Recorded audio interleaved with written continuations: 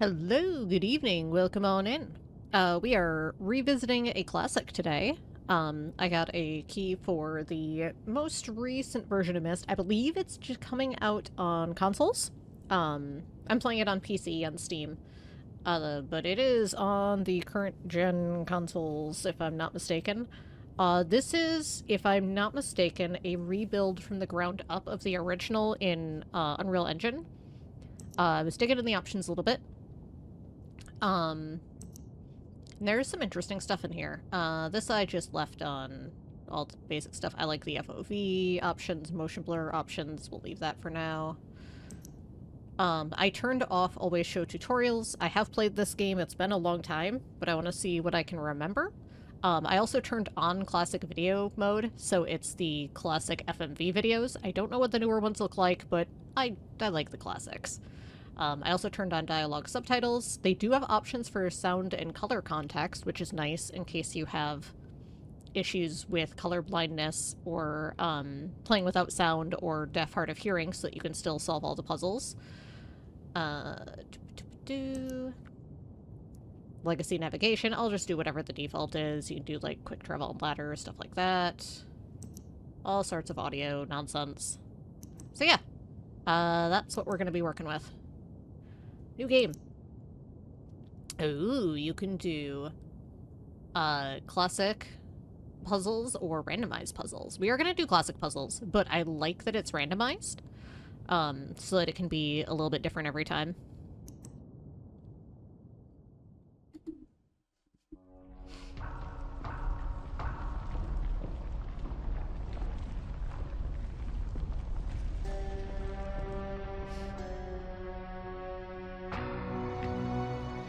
I realized the moment I fell into the fissure that the book would not be destroyed as I had planned. It continued falling into that starry expanse of which I had only a fleeting glimpse. I've tried to speculate where it might have landed, but I must admit that such conjecture is futile.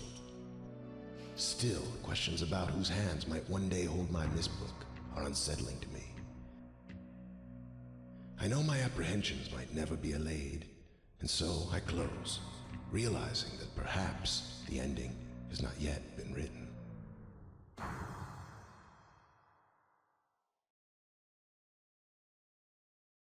Ah, it's the Myst book.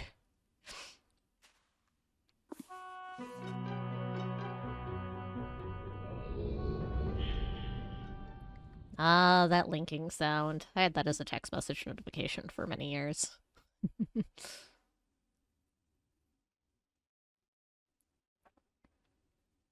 We'll see how bad muscle memory is if I have to go to the legacy movement. I might have to.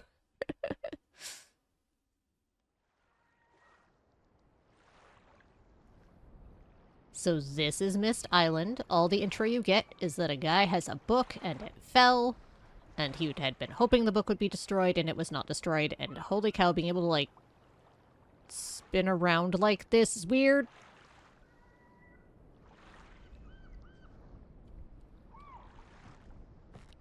It's very strange.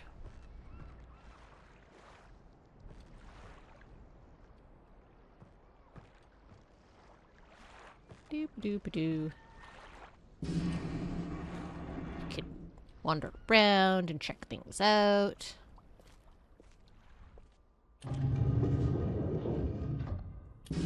Play with buttons. You can shift to run. Wow. I was just trying it out of curiosity. That's cool. It went away. It's back again. It didn't do anything. A note! Oh yeah, I have a notebook handy to, take notes if need be. Settings, dimensional imager. Topographical extrusion test is 40. Marker switch diagram 47. Water turbulent pool is 67. Grid. A pencil. Turn down the game. Music. A hair. This game has a fantastic soundtrack. I absolutely have it on CD or in my CD rack there. There we go.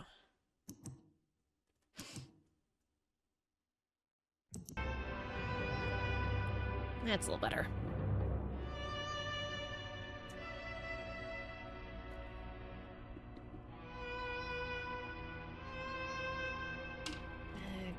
This pencil isn't sharp. Let's find a pen.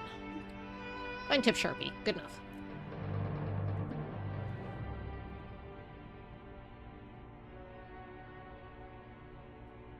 Settings, dimensional imager.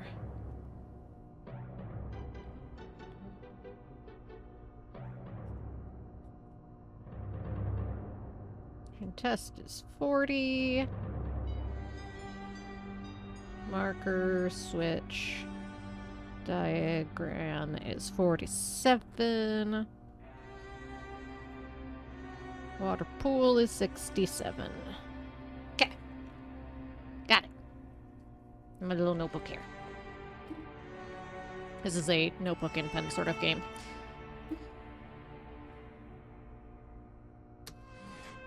Alright, so it's currently set to the water pool.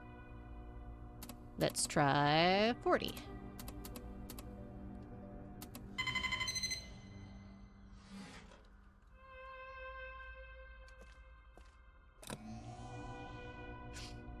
Ooh, topographical excursion test.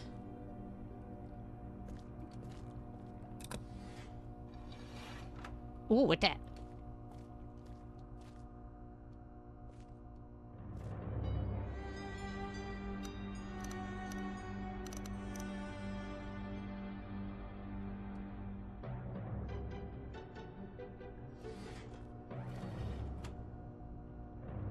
It went away.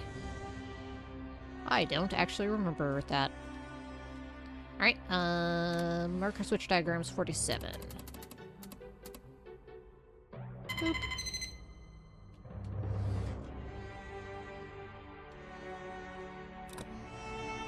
Ah, that's a marker switch.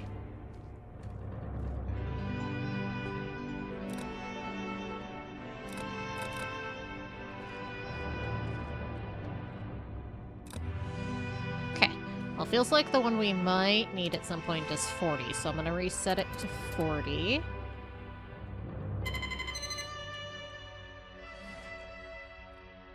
Also gonna turn the volume down just a little bit more on the music. If I was playing by myself, I would leave it up that high. And while I'm here, controls.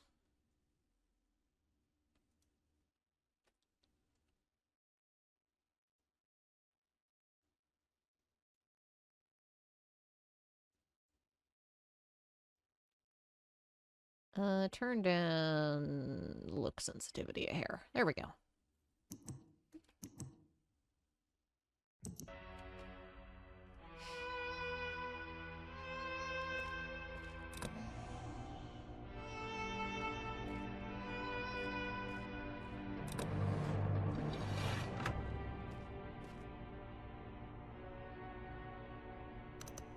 I point it this way.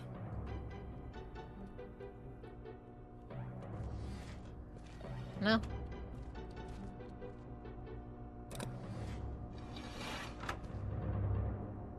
No idea. We'll come back. Alright, let's go.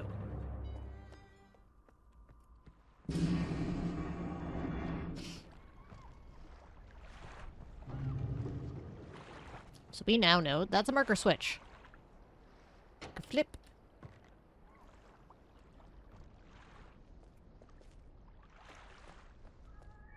There's big gear over here. Flip.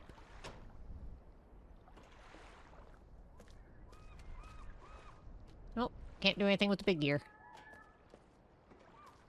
Meow.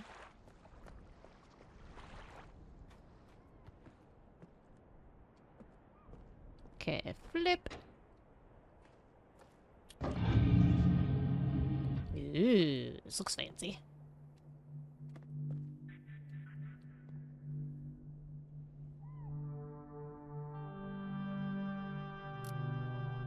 Alright, so we can adjust things.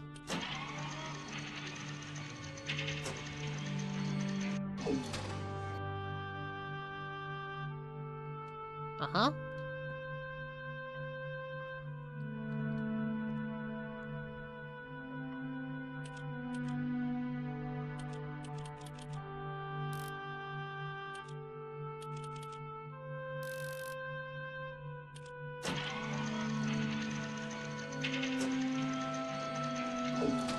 Looks like it's showing some stars.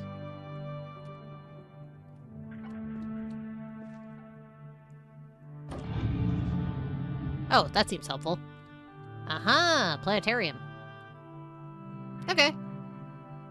Well, we don't have any dates to put in, but that's very neat. Hey, how's it going? Just got to the noodle. All we've done so far is play around with the topography, and I've been tweaking settings a bit. It's really, really weird, like, moving around and spinning like this, because this is, the original totally remade in, Unity. I also turned on the classic FMV cutscenes because I love them. And I'm sure the new ones are great, but I love the classic ones.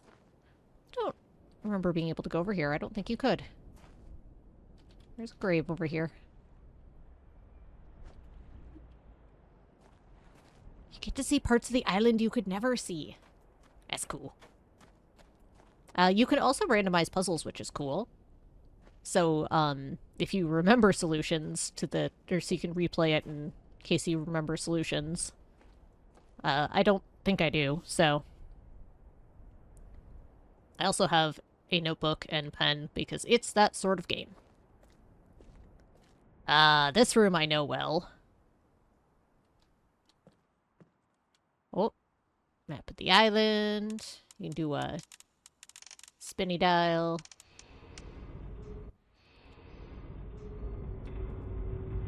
That's doing something. We don't know what.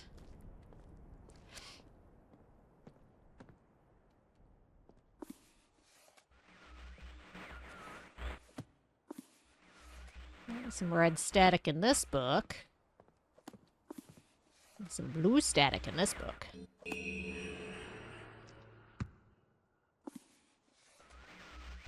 Monsieur?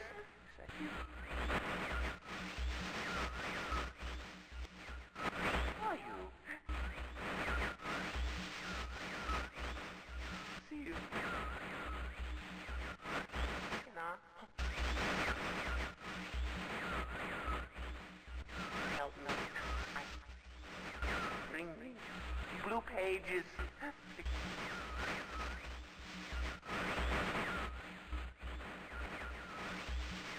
Never and ever. Pages.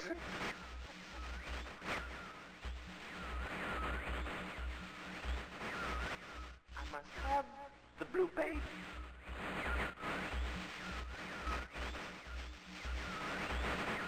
Bring them to me.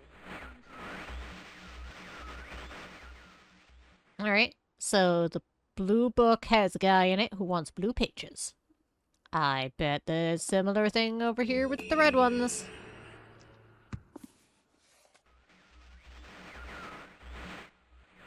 Who are you?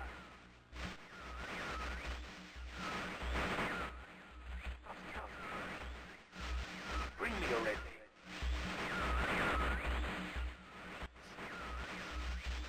I can't see. Need a red page, you must. Oops, sorry. Bumped the mouse. Bring. Shh.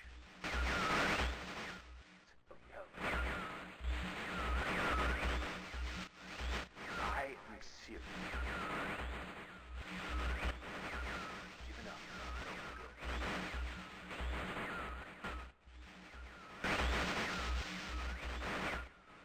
There is one thing I need to rescue.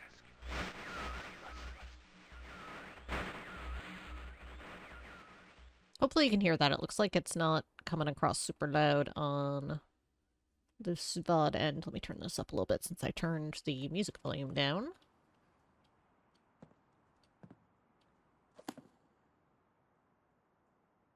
Channel wood. And here, there is lots of lore. Oop. Oop. How do I turn page?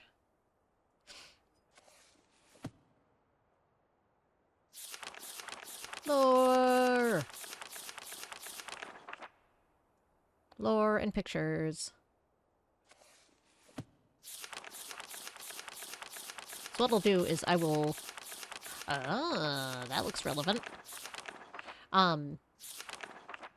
Revisit these as we find those ages.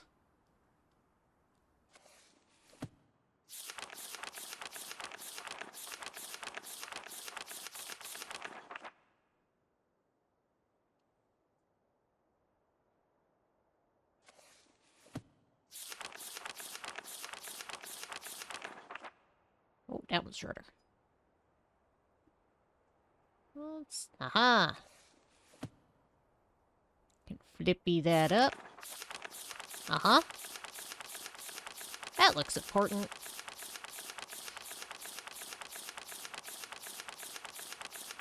There's a lot of them. Okay.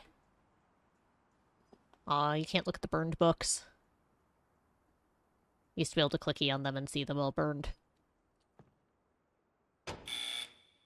Nope. Whoa! It did a thing. Uh-huh.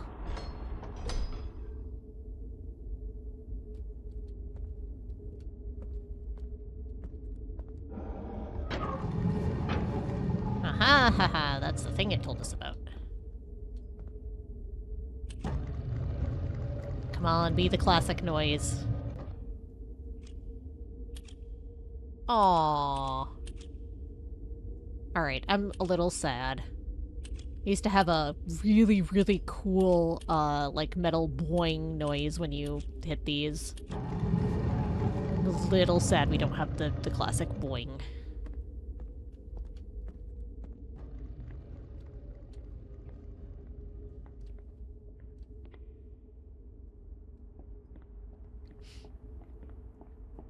Big elevator.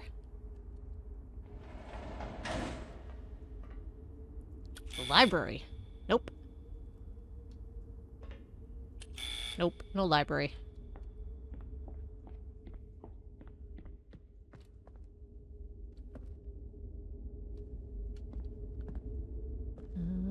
Aha, okay, so the pictures show an open door and a closed door. And pulling on the lever changes whether or not it's open or closed.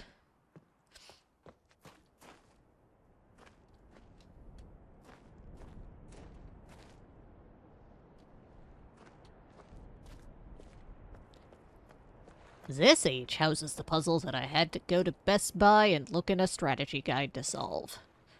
It's the one that most people had trouble with.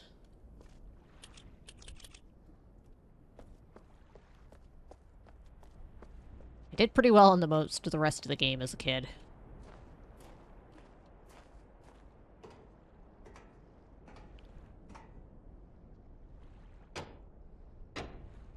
Hmm.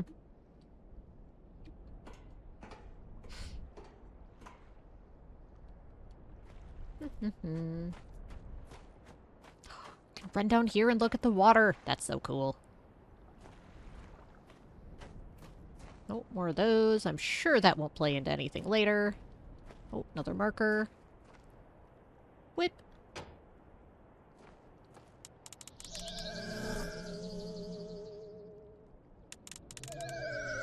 Ya ready?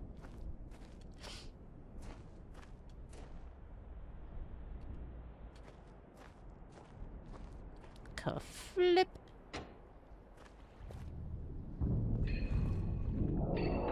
This isn't ominous at all.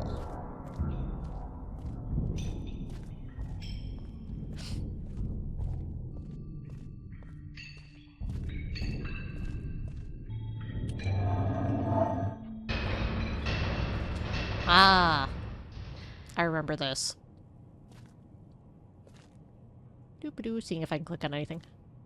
Power to ship generator switches. So we don't have any idea of what we're doing yet on that. We'll come back. So I don't remember, there's probably a hint for that.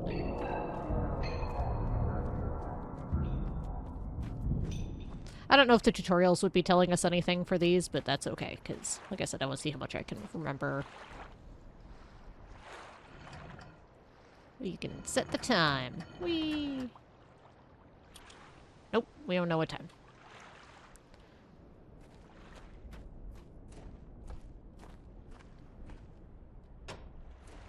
So what's cool about this game is, one thing is that there's no one around. There's just this...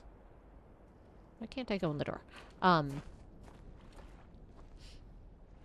Just this island that clearly people lived in and made cool things, but nobody is here now.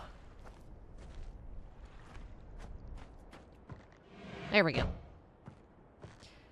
So this would be the puzzle that as a kid I brute forced and sequence broke the game a little bit.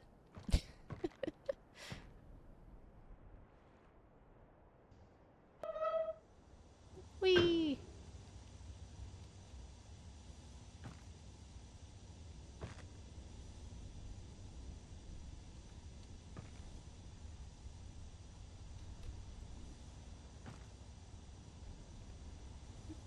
Well, I did something.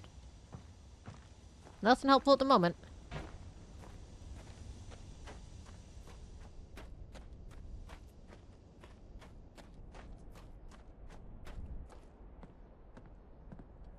Right, that was the planetarium.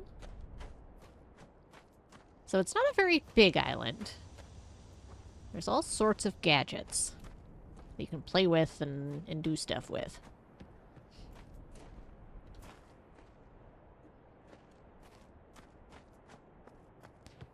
So I think... Ah, now they've all lit up because we've gone to all the places, so...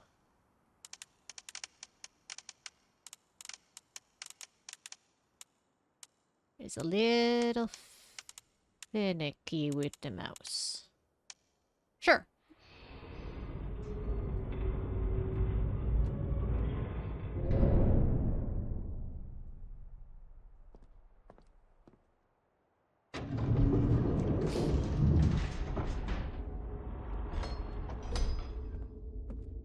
Doop-a-doop-a-doo. Nope. Still won't let us do the thing.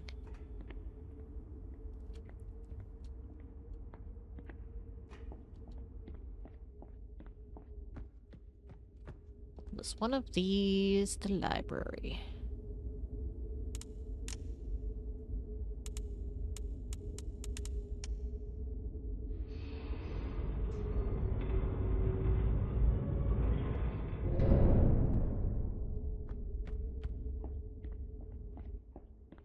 Yep. I bet I have to close the door first. Haha! That was the problem.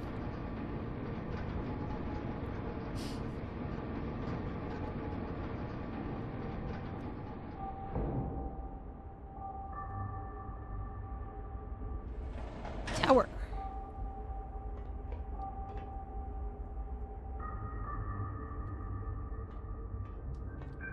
Alright, so I'm gonna start taking some notes. Spaceship. That's where we have it aimed at.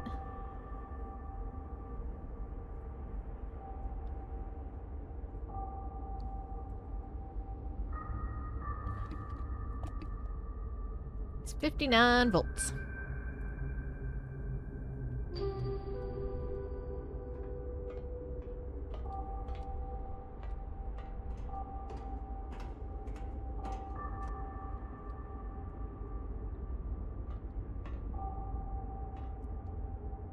Aha, and yep, that's what we're aimed at, so that's the clue that that hint has to do with getting to there. Alright, let's get the other ones while we're here.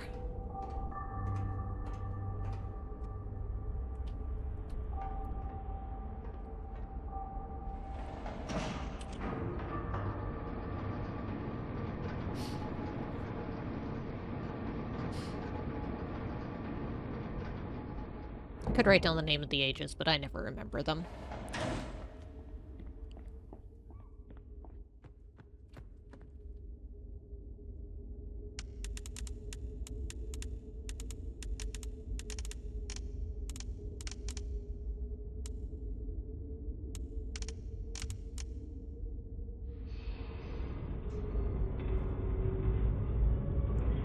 We're going to turn down the sensitivity when doing puzzle things.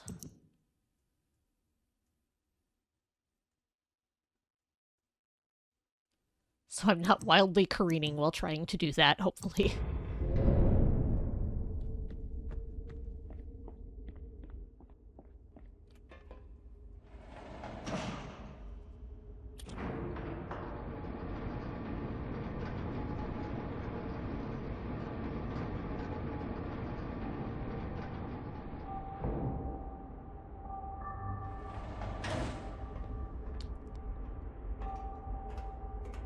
Alright. Where are we getting a clue for? Ooh, the ship.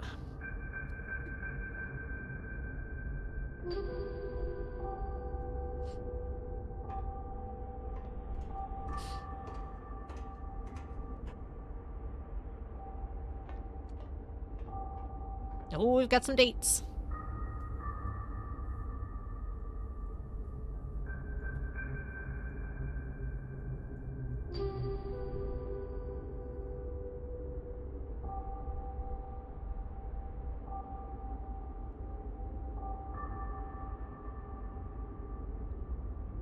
Hey, buddy. Don't mind me just writing down dates and times.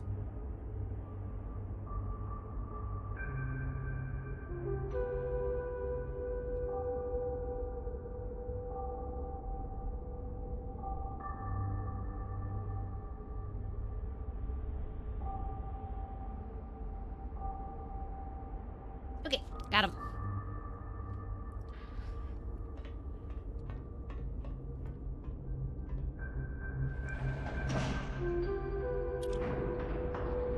So this is the sort of thing where I think it would randomize if you selected that so that you can't, like, know which things to input where. But I do not remember any of the solutions. I remember how to get them. In some cases.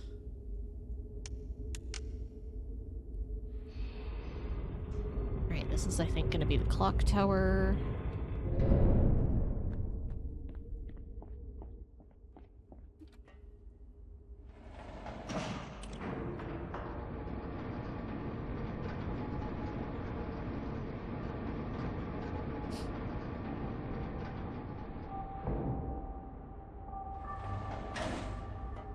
Let's verify.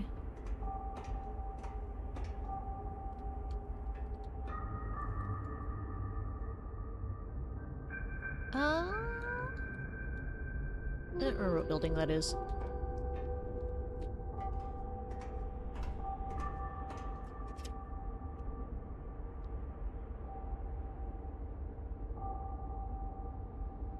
Let's put a question mark.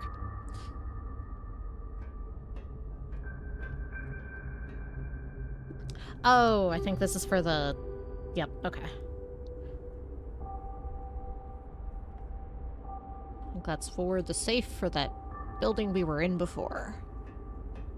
To get to Channelwood, which is the only age I remember the name of off the top of my head.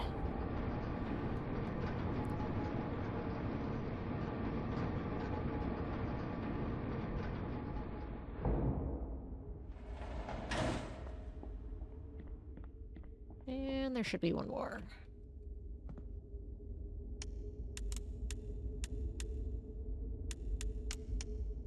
There it is.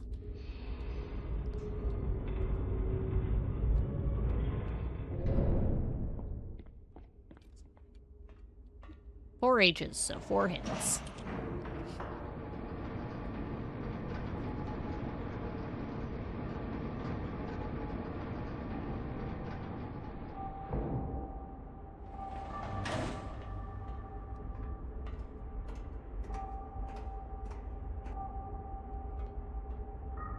Alright, this is the gear one.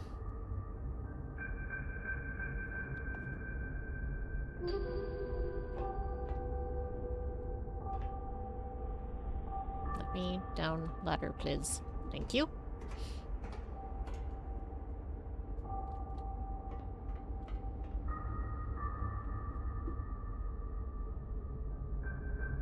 $240, 221. Alright, I've got all the hints I need to go to these various ages.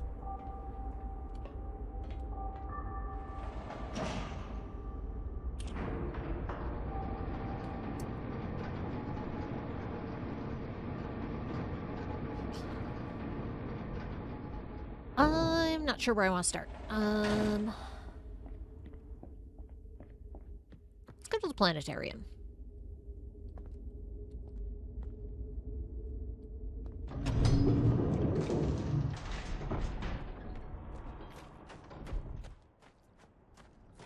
Go to Boat Town.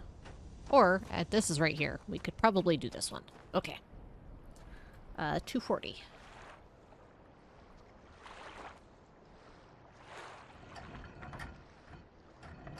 Whichever one I happen to run across first is also a valid option.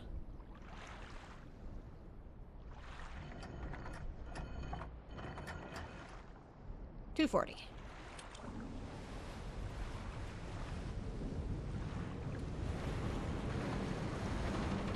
Oh, look at that! A path. I've done the clean. Nice. Flip.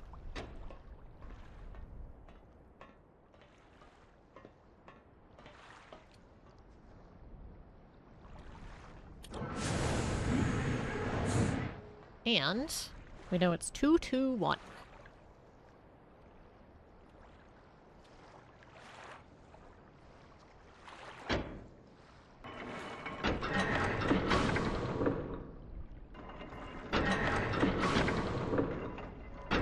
I see. Okay.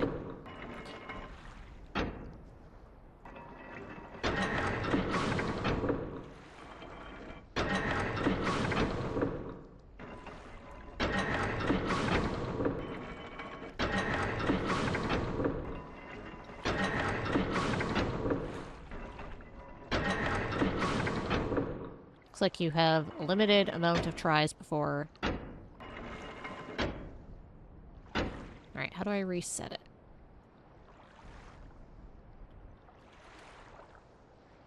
Oh, probably this button. Yep, okay. Okay, so we need... these two... to be on the same number.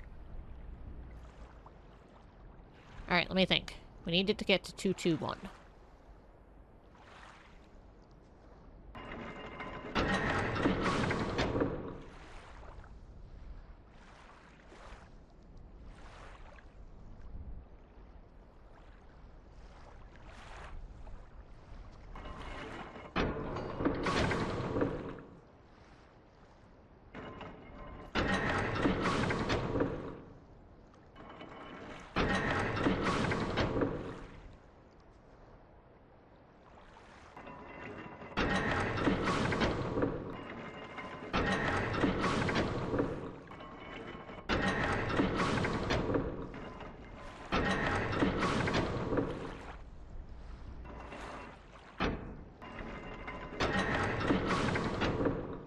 Oh, we're so close.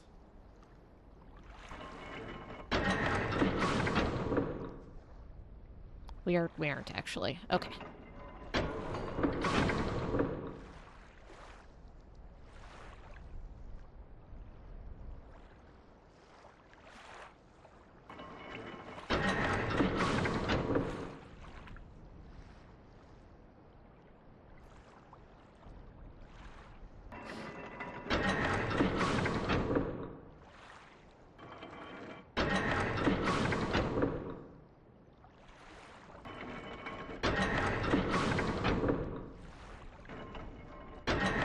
I've got it to 223. Okay, so I need to get one on the bottom with it lined up like that. Okay. That, I think, is the first step we need.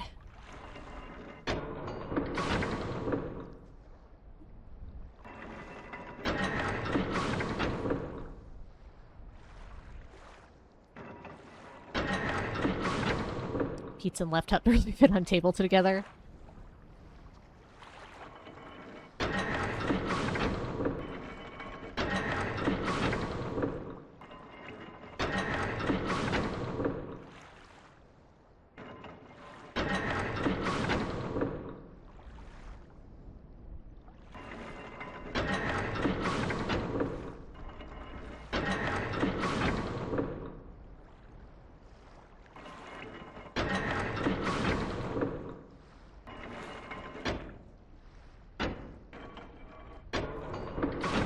I'm bad at visualizing this sort of puzzle, so I apologize for anyone who is throwing things at their screen.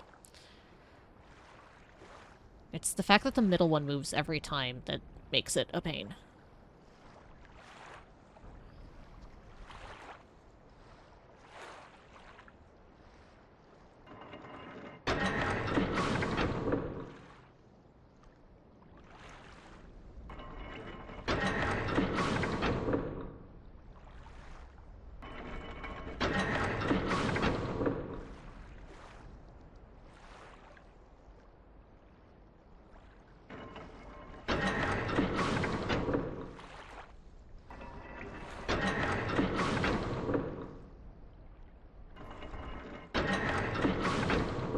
That just resets it. Okay. Which, if we're gonna do that, we may as well actually reset it and get all our moves.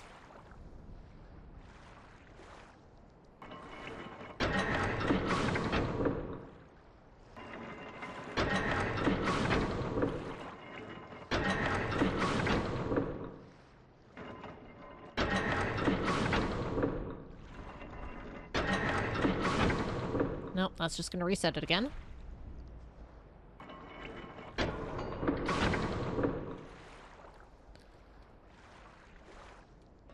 Okay, it is the same all the way around. 3, 1, 2, 3, 1, 2, 1, 3, 3, 2, 1. Oh, okay. Interesting. Oh boy. That complicates things.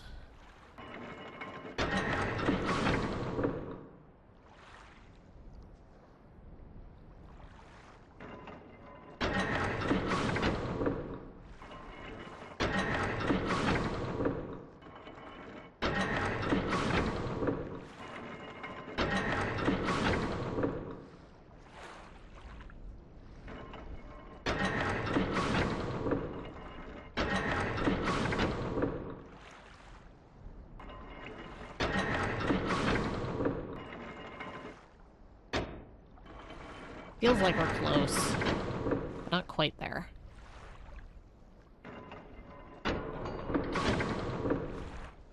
You know, if it helps, I'm no good at these types of puzzles either.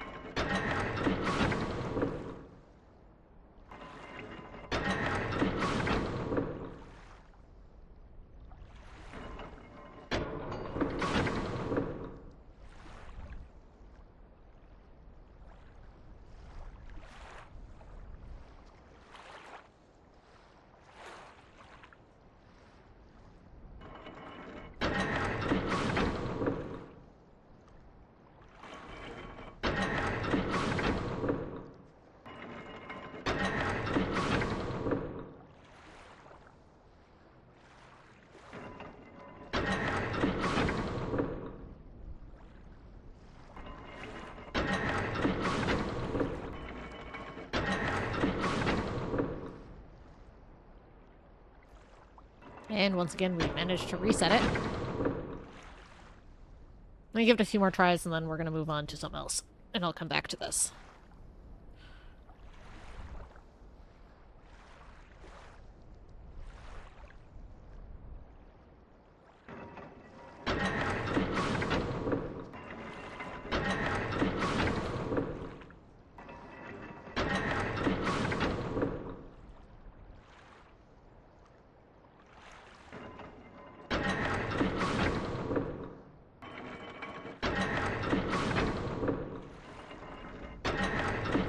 just reset it again.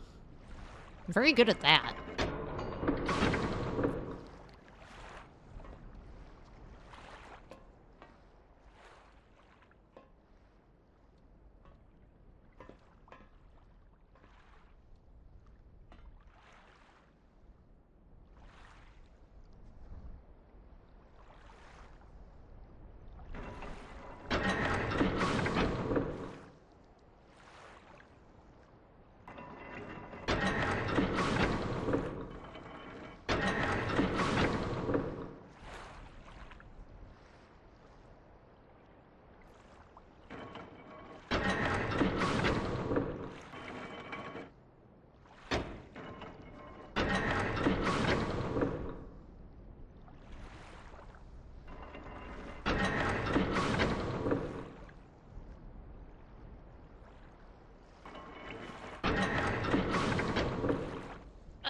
We got it here again.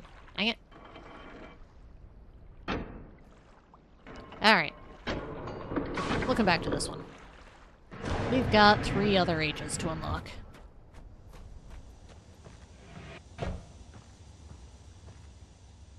Uh, 724.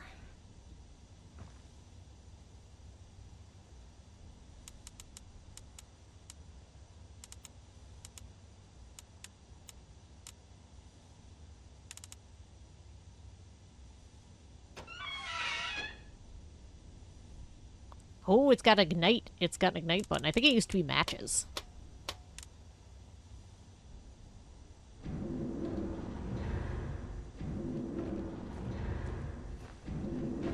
We're making a tree grow.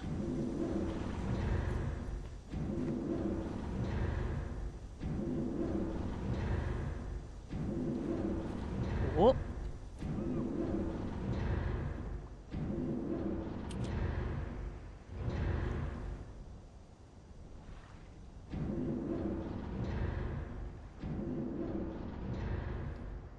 It's one of the few things you ever managed to open the matches.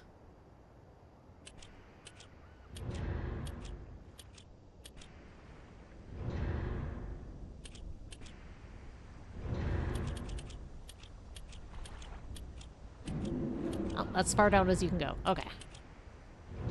Love this game is not good at this game. Alright, well we're gonna let that go all the way to the top. I remember the solution to this one. He also, this version of the game also has like tutorials and hints and stuff, I think. But I have turned them off. Because I don't see how much I can remember.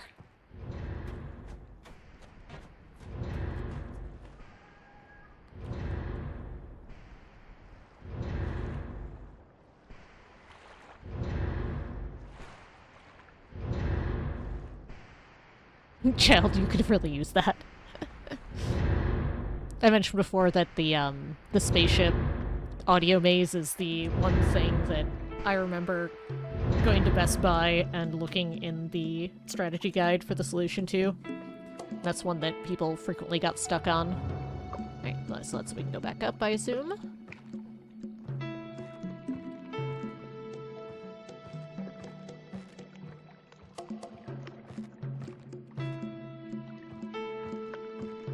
The spaceship is on the overworld. And now, you see how Myst works. Uses books to link.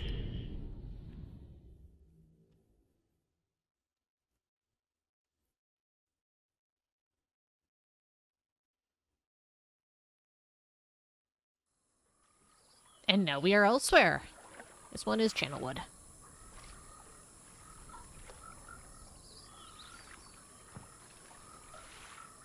Got some sort of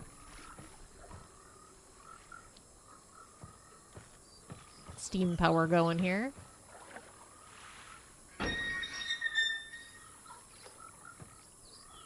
Change which way it's going. I'm sure there won't be a puzzle that involves that later.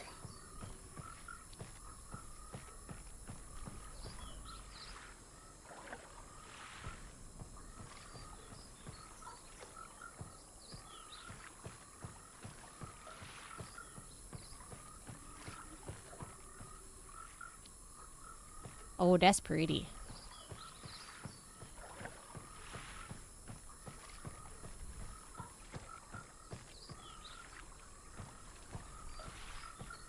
Aha, so we can't connect that one yet.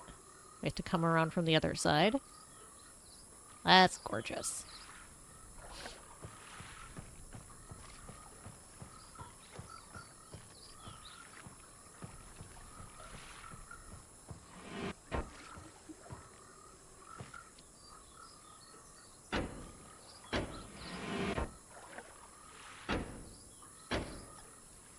Alright, can't take that at the moment, it looks like.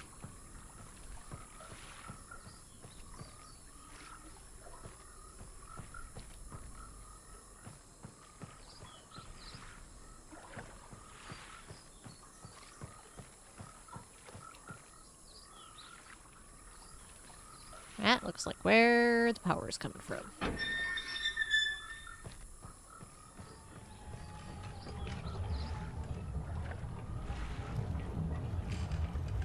Noises! As a loud windmill.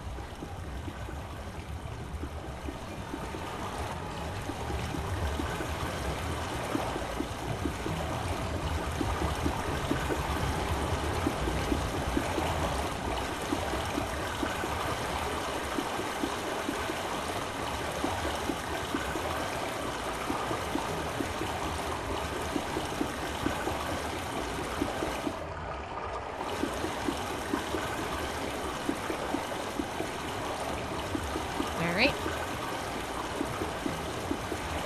Stuff we can do there.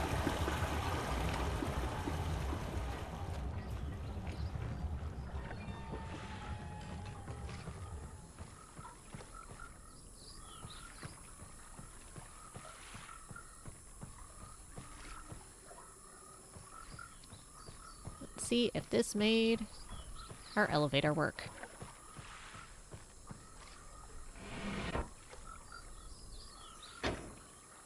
Nope.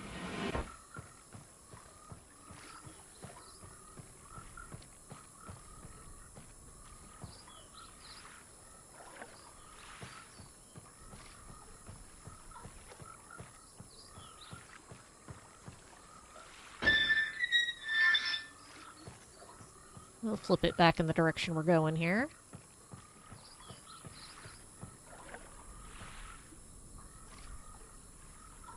Alright, so we need to do something to do that. So... it's going in that direction now. Frog! Bah! You're new.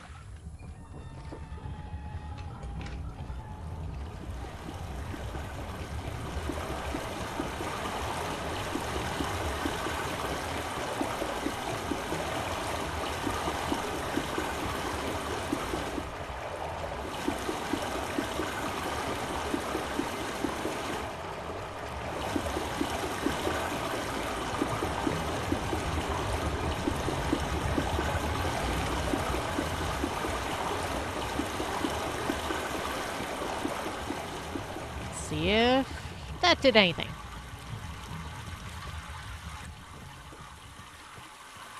Oh, you can hear the water going.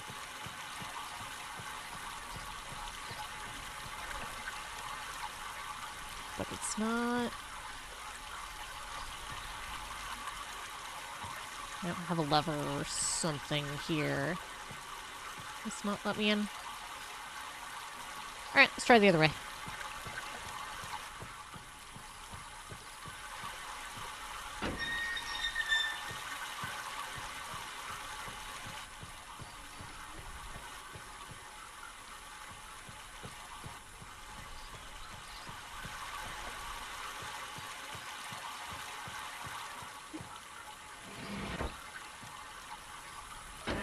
Haha! So you'll notice a lot of these doors have windows in them, so that in the old engine they could basically, because it was actually designed in like a CAD type software, if memory serves, but they could have just all the movement happen within that window, so they could just animate that little size of the window and save on space.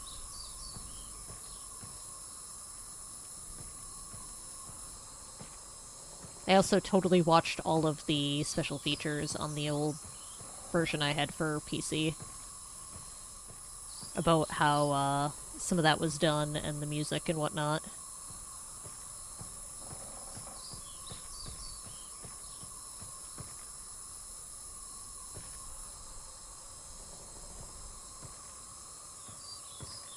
Yeah, this area's seen better days, huh?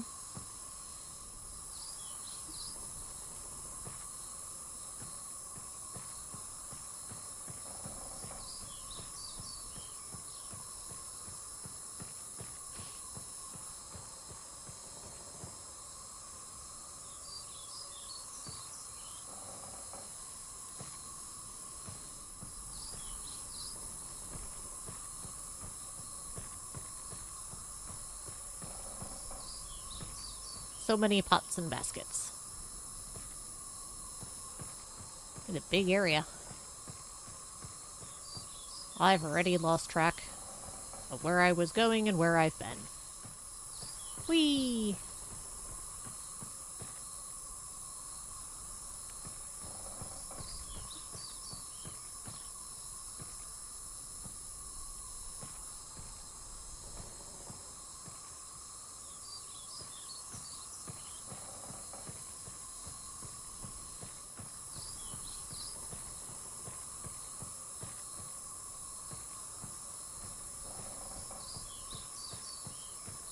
Just run around and explore and admire. See if we can find anything.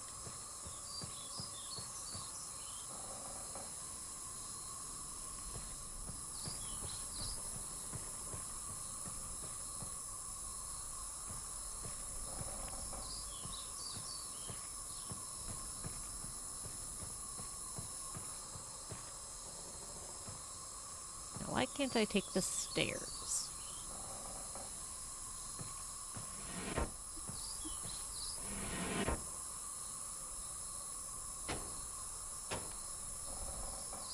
Alright, so we're not powering here at the moment. So this is not where we came from. Duly noted.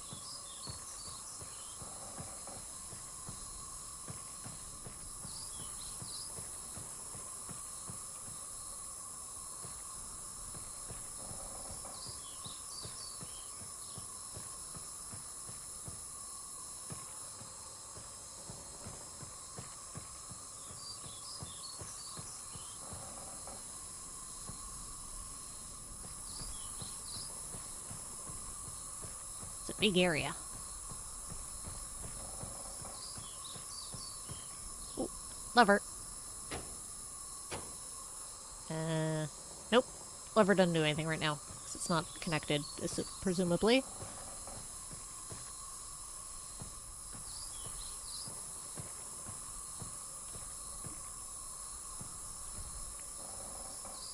Oh, did that open the doorway?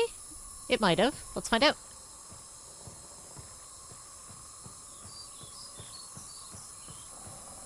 Can't tell for sure from this angle. There's also the possibility that it didn't do anything yet.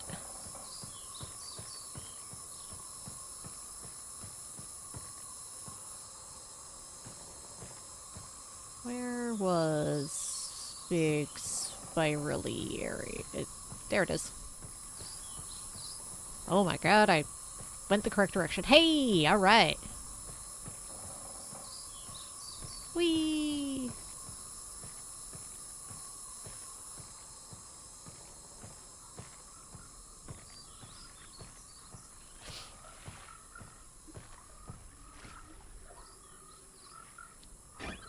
Nice. Alright, so now we want the water to go this way so we can power that elevator.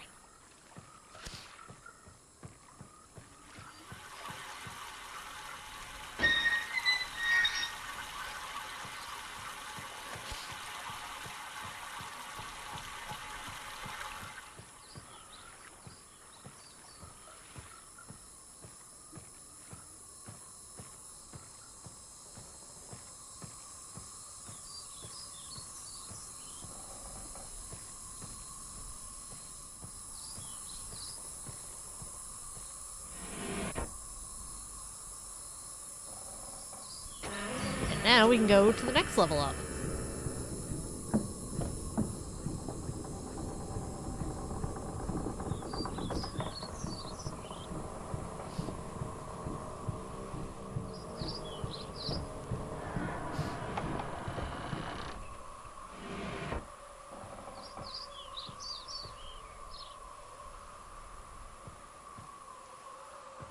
Oh, let's go this way. Very ornate. Ah, it's someone's bedroom.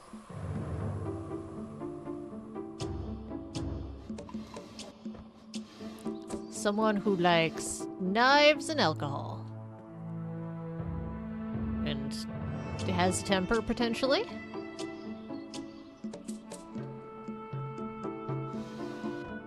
Oh, it's red pages, so it's Red Page Man.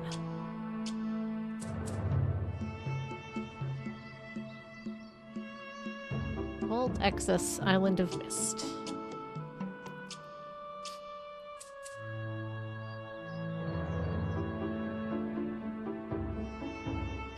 Ah, yes, alcohol is always a great idea to have while really high up. I've been trying to do notebook for the most part. This one I'm just gonna take a picture of because it's gonna take me forever to write that all down. Most of the stuff I will write down by hand, though. Locate switches, duck, marker switch.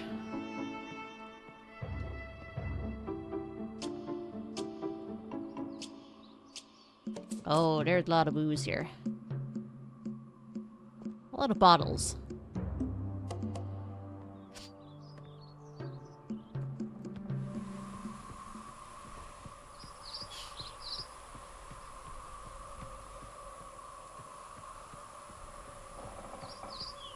See what's this way before we pick up that page.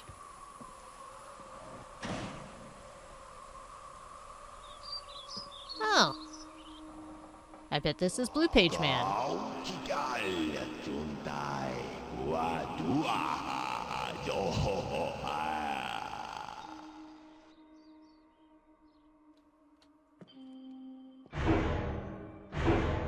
He seems stable.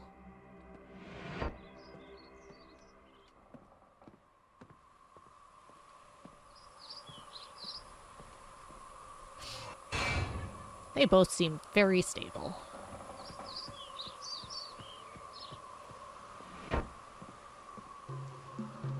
Ooh, what this?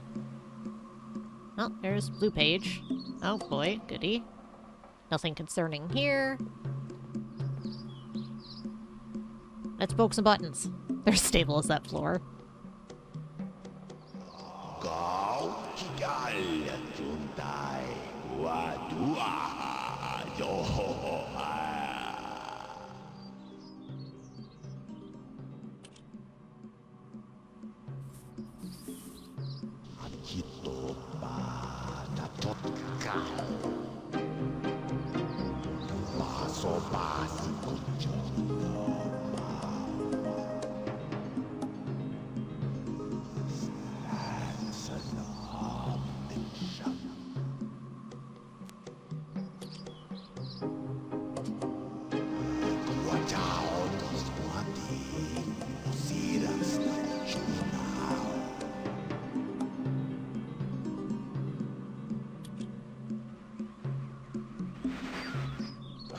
I hope I pushed the right button. Very interesting device. I'm not erasing anything important, Emily. Hang on. I can't hear what it's saying.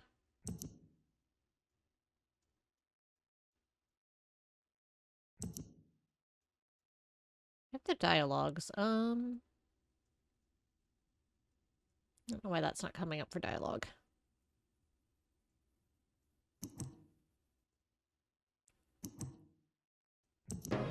He is preparing. Remember, take only one page.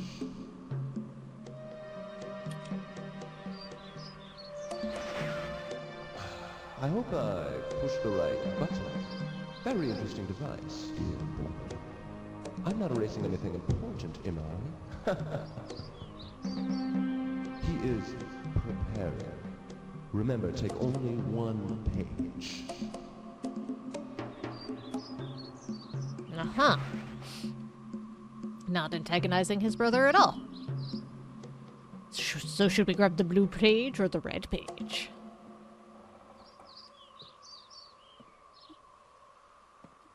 Wait, which brother are we going to feed?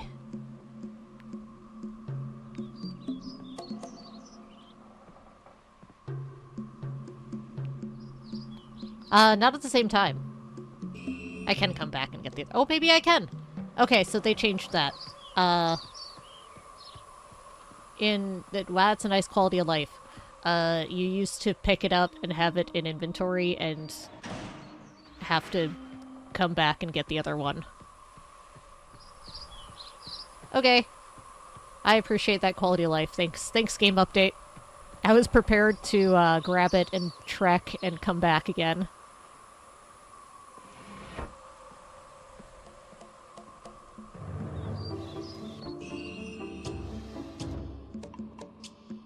Hence the note about only one page. It might be updated in the new version. I'm kind of curious about the new FMVs, or the new cutscenes, but the classic FMV is so good.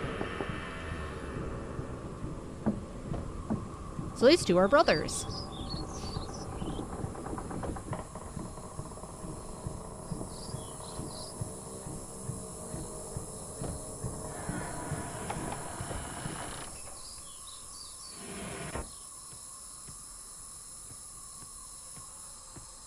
Whee!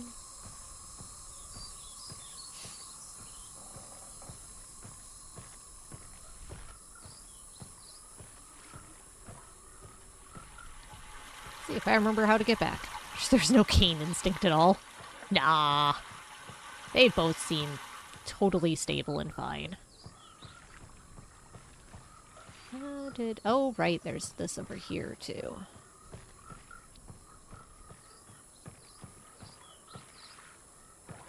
What is? Oh, I think that's the... Oh, elevator's up there.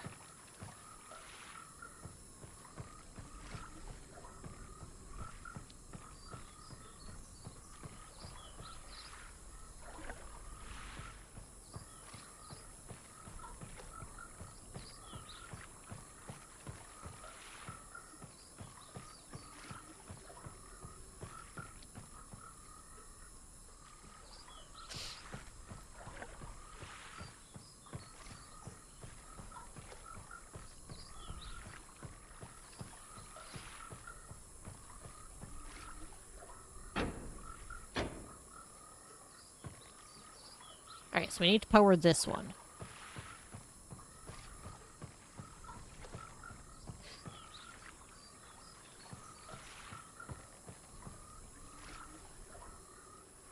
So yeah, it used to be a super convoluted thing where you would have to... You couldn't interact with all the things while holding the pages. So you'd have to open the way back, grab a page, do it, and then you might have to redo some puzzles to get the other one and bring it back. To encourage you to pick a lane.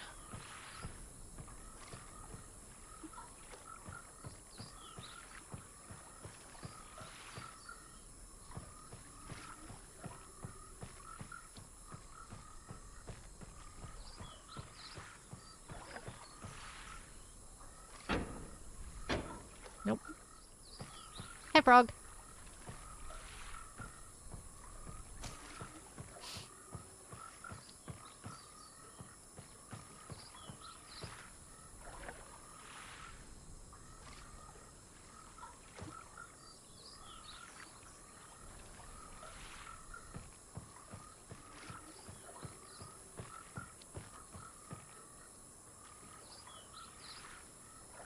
Let's try it this way.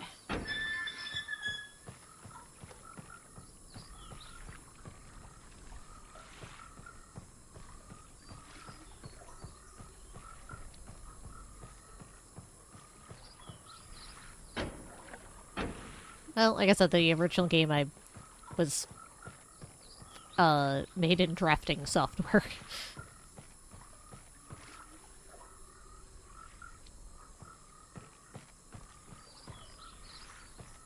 following it from the wrong direction? That's possible. Or is it further up that it's... Ah! That's my problem. I didn't go all the way up the line.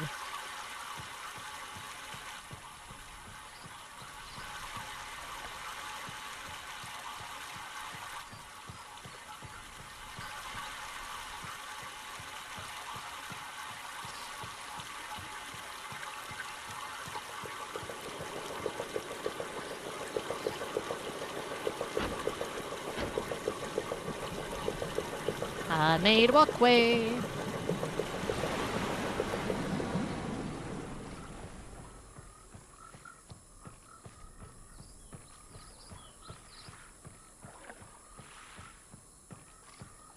Hi, frog. Alright, so I don't think this is currently connected. Nope.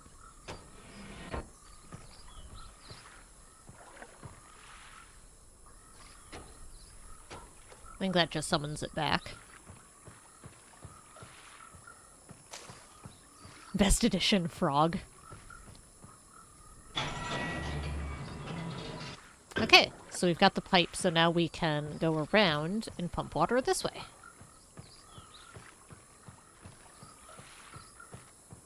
I think the walkway stays now that we've got it.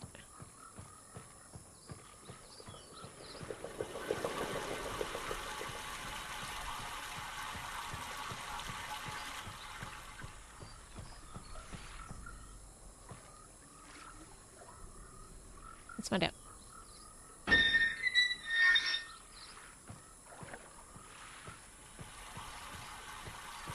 Yes, it does. Okay.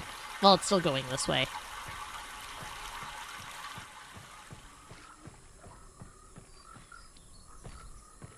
Alright, let's find that extending pipe and follow it and flip levers. Okay. So we need to change this one. And this one. And this one.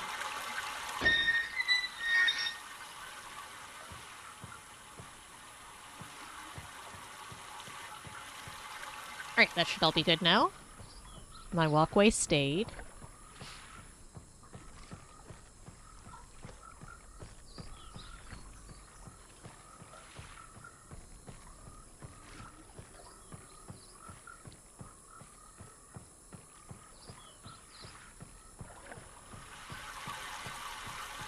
And now we should be able to use this elevator.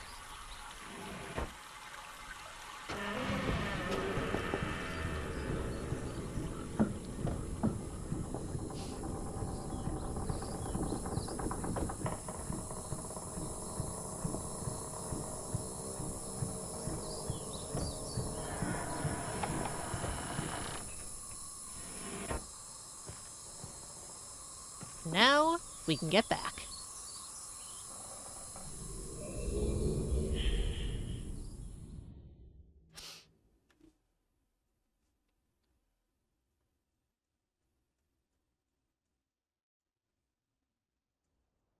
And it conveniently puts us back in the library. So we've got a red page and a blue page.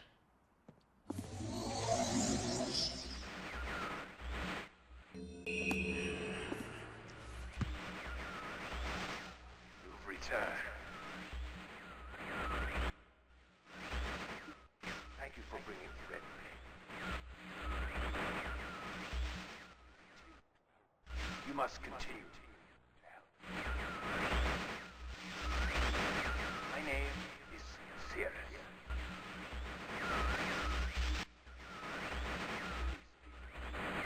I beg you to find the remaining red pages. You must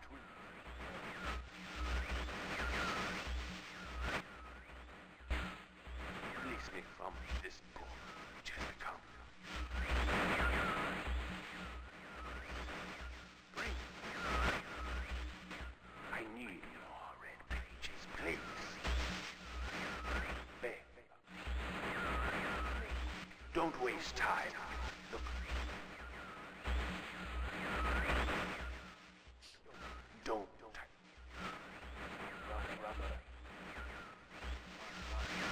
my brother is guilty.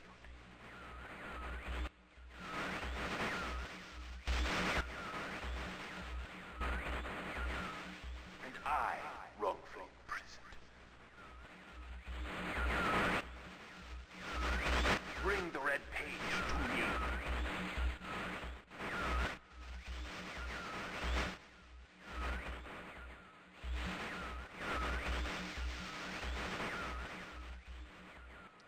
So his brother is guilty and he was wrongfully imprisoned. So you should bring the red pages, never the blue pages. Monsieur? You've returned. You wouldn't return. The pages rescue me. I'm acting off. My brother, I beg you.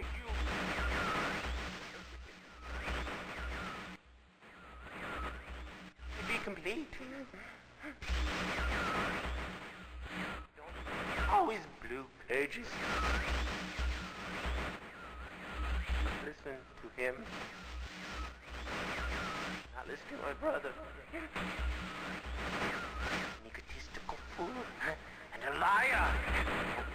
Bring me the blue pages. The red ones. Don't bring the red ones. I implore you. I've been wrongfully imprisoned. You must leave. I will have my retribution. Please bring me the blue pages. Pages, please.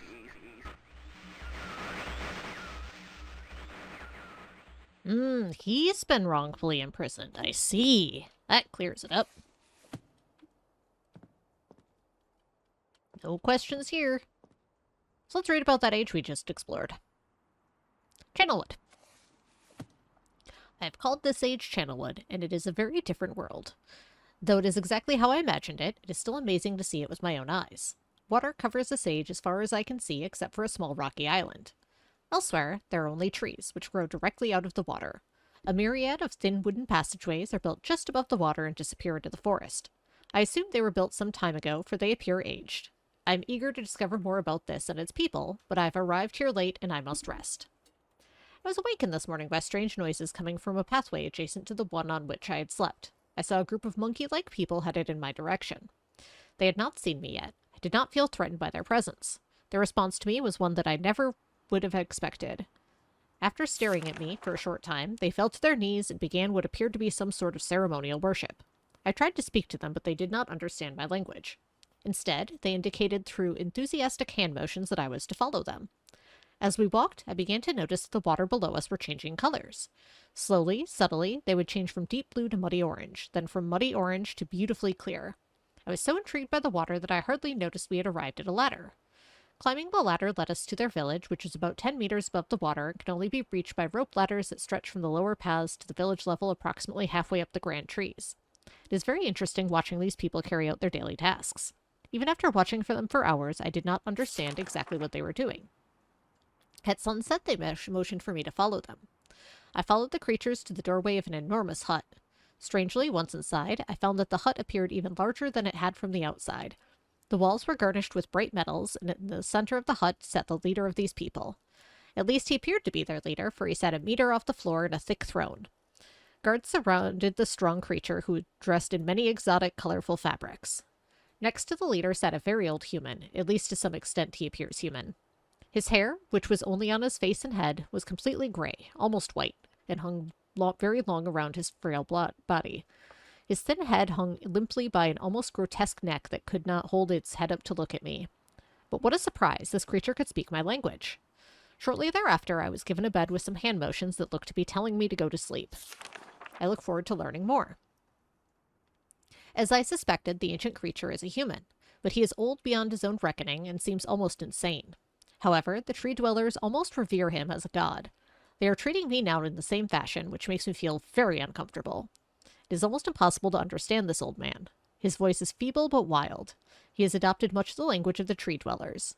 He himself told me he had not spoken our own tongue in ages.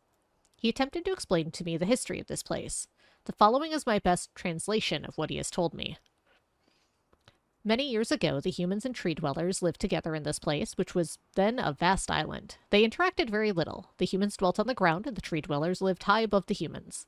Occasionally, the island was disturbed by mysterious rumblings which happened randomly, some sort of tectonic or volcanic action, I suspect.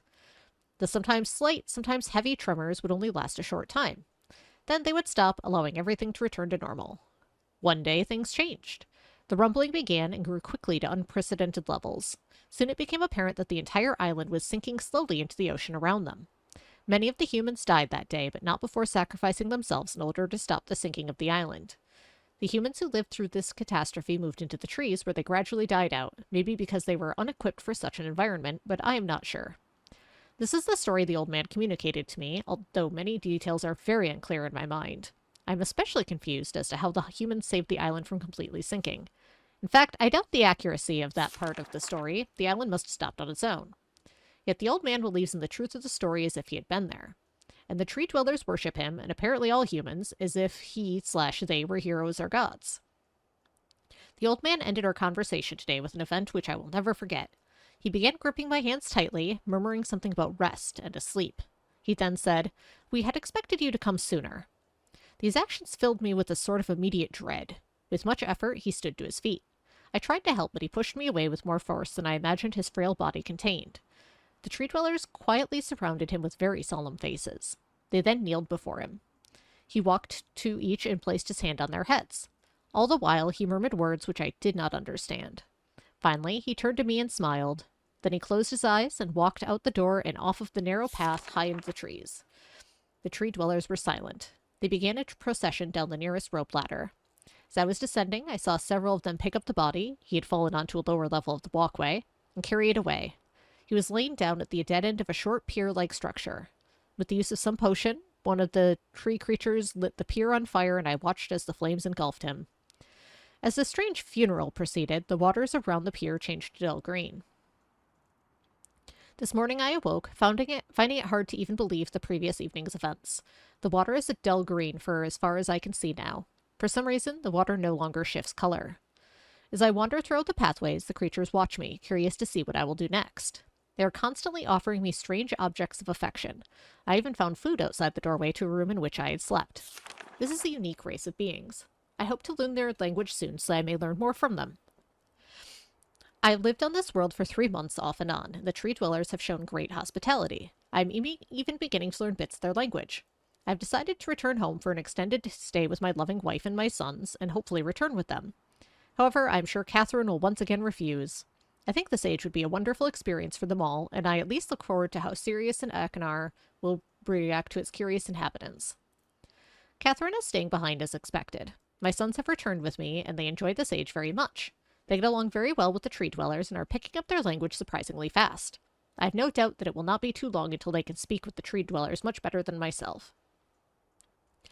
I am leaving tomorrow to check on the Amosian age. Sirius has suggested that I allow him and his brother to stay.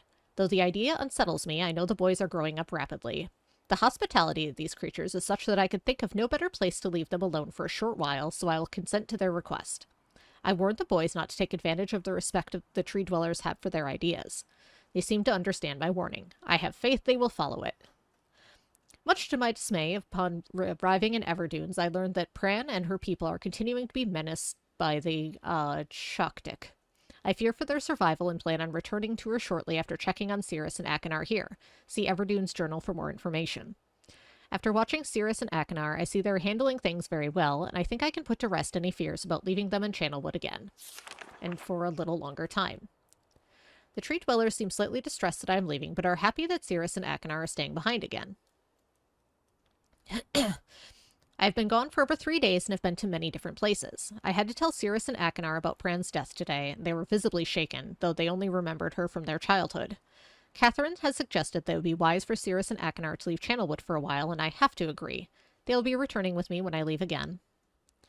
I've told my sons that they will be returning with me in 2 days. They spent the entire night telling me of an adventure they experienced in my absence, and it was rather remarkable. Seems they constructed a boat with the creatures and traveled some ways out into the surrounding waters. I enjoy hearing them talk excitedly of their adventures, and are reminded of my own adventures as a child. I finally understand why the tree dwellers have been giving me their many inks and insisting that I write with them. Looking through some of my past entries, I see now that the inks have changed from the black I thought they were to various different colors. I've shown some of the creatures my journal, and they laughed and howled. I did not know they had such a sense of humor. Even now, as I look through this very colorful journal, I cannot help but laugh myself. We'll be returning tomorrow, so my sons are with the creatures for the last night here. They have told me they would like to come to Channelwood again, and asked if they can visit some other ages alone. Though I will have to think over their request, I believe they have proven to me they are trustworthy and responsible. Catherine will also have to help me to decide whether they are ready for travel alone. For now, I must give my farewells to the creatures, for I do not know how long it will be until I visit this age again. Oh, and here's a map. Future Bridge. There's the windmill. That's Channelwood. Clearly, they did not at all then come back and take advantage of the creatures. No. Alright, let me take a look at my notes, and let's... So we're done with Channelwood. I don't want to do spaceship yet, so let's go to the planetarium. See if we can unlock the pirate ship. Also, see? Spaceship.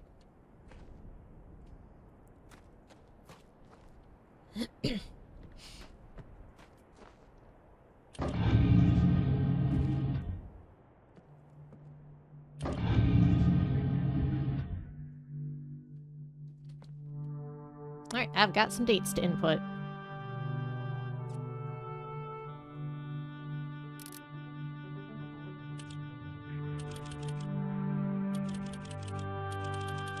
October 11th.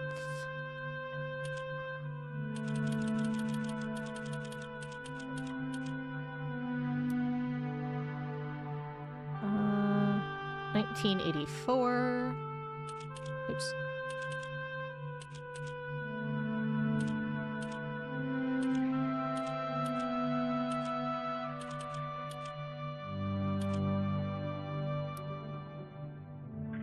At 11:04.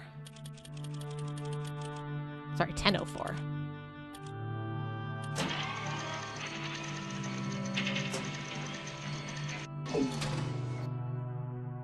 Clearly, that's a constellation.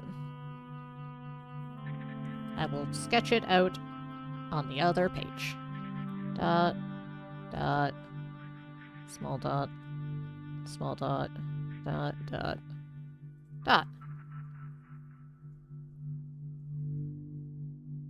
Yep, that looks identifiable. Okay. Then we have January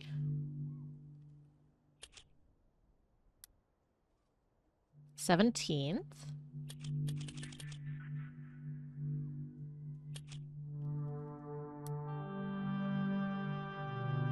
Uh, 12:07.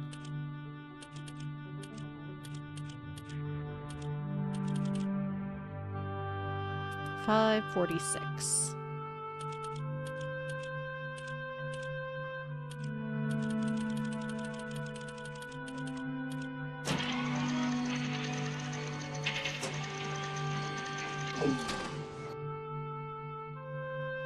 All right. Little dot, big dot, big dot, little dot, big dot. Okay, let's grab our third one. November 23rd. 9791.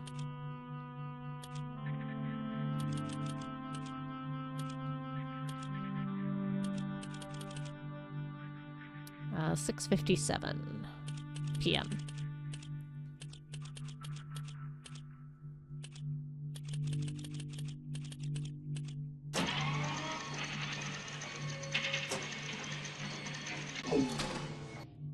Oh boy. Alright, so we have little dot, big dot, big dot, little dot, little dot, little dot, big dot, little dot, little dot. Okay, let's go find the book and go see if we can identify these.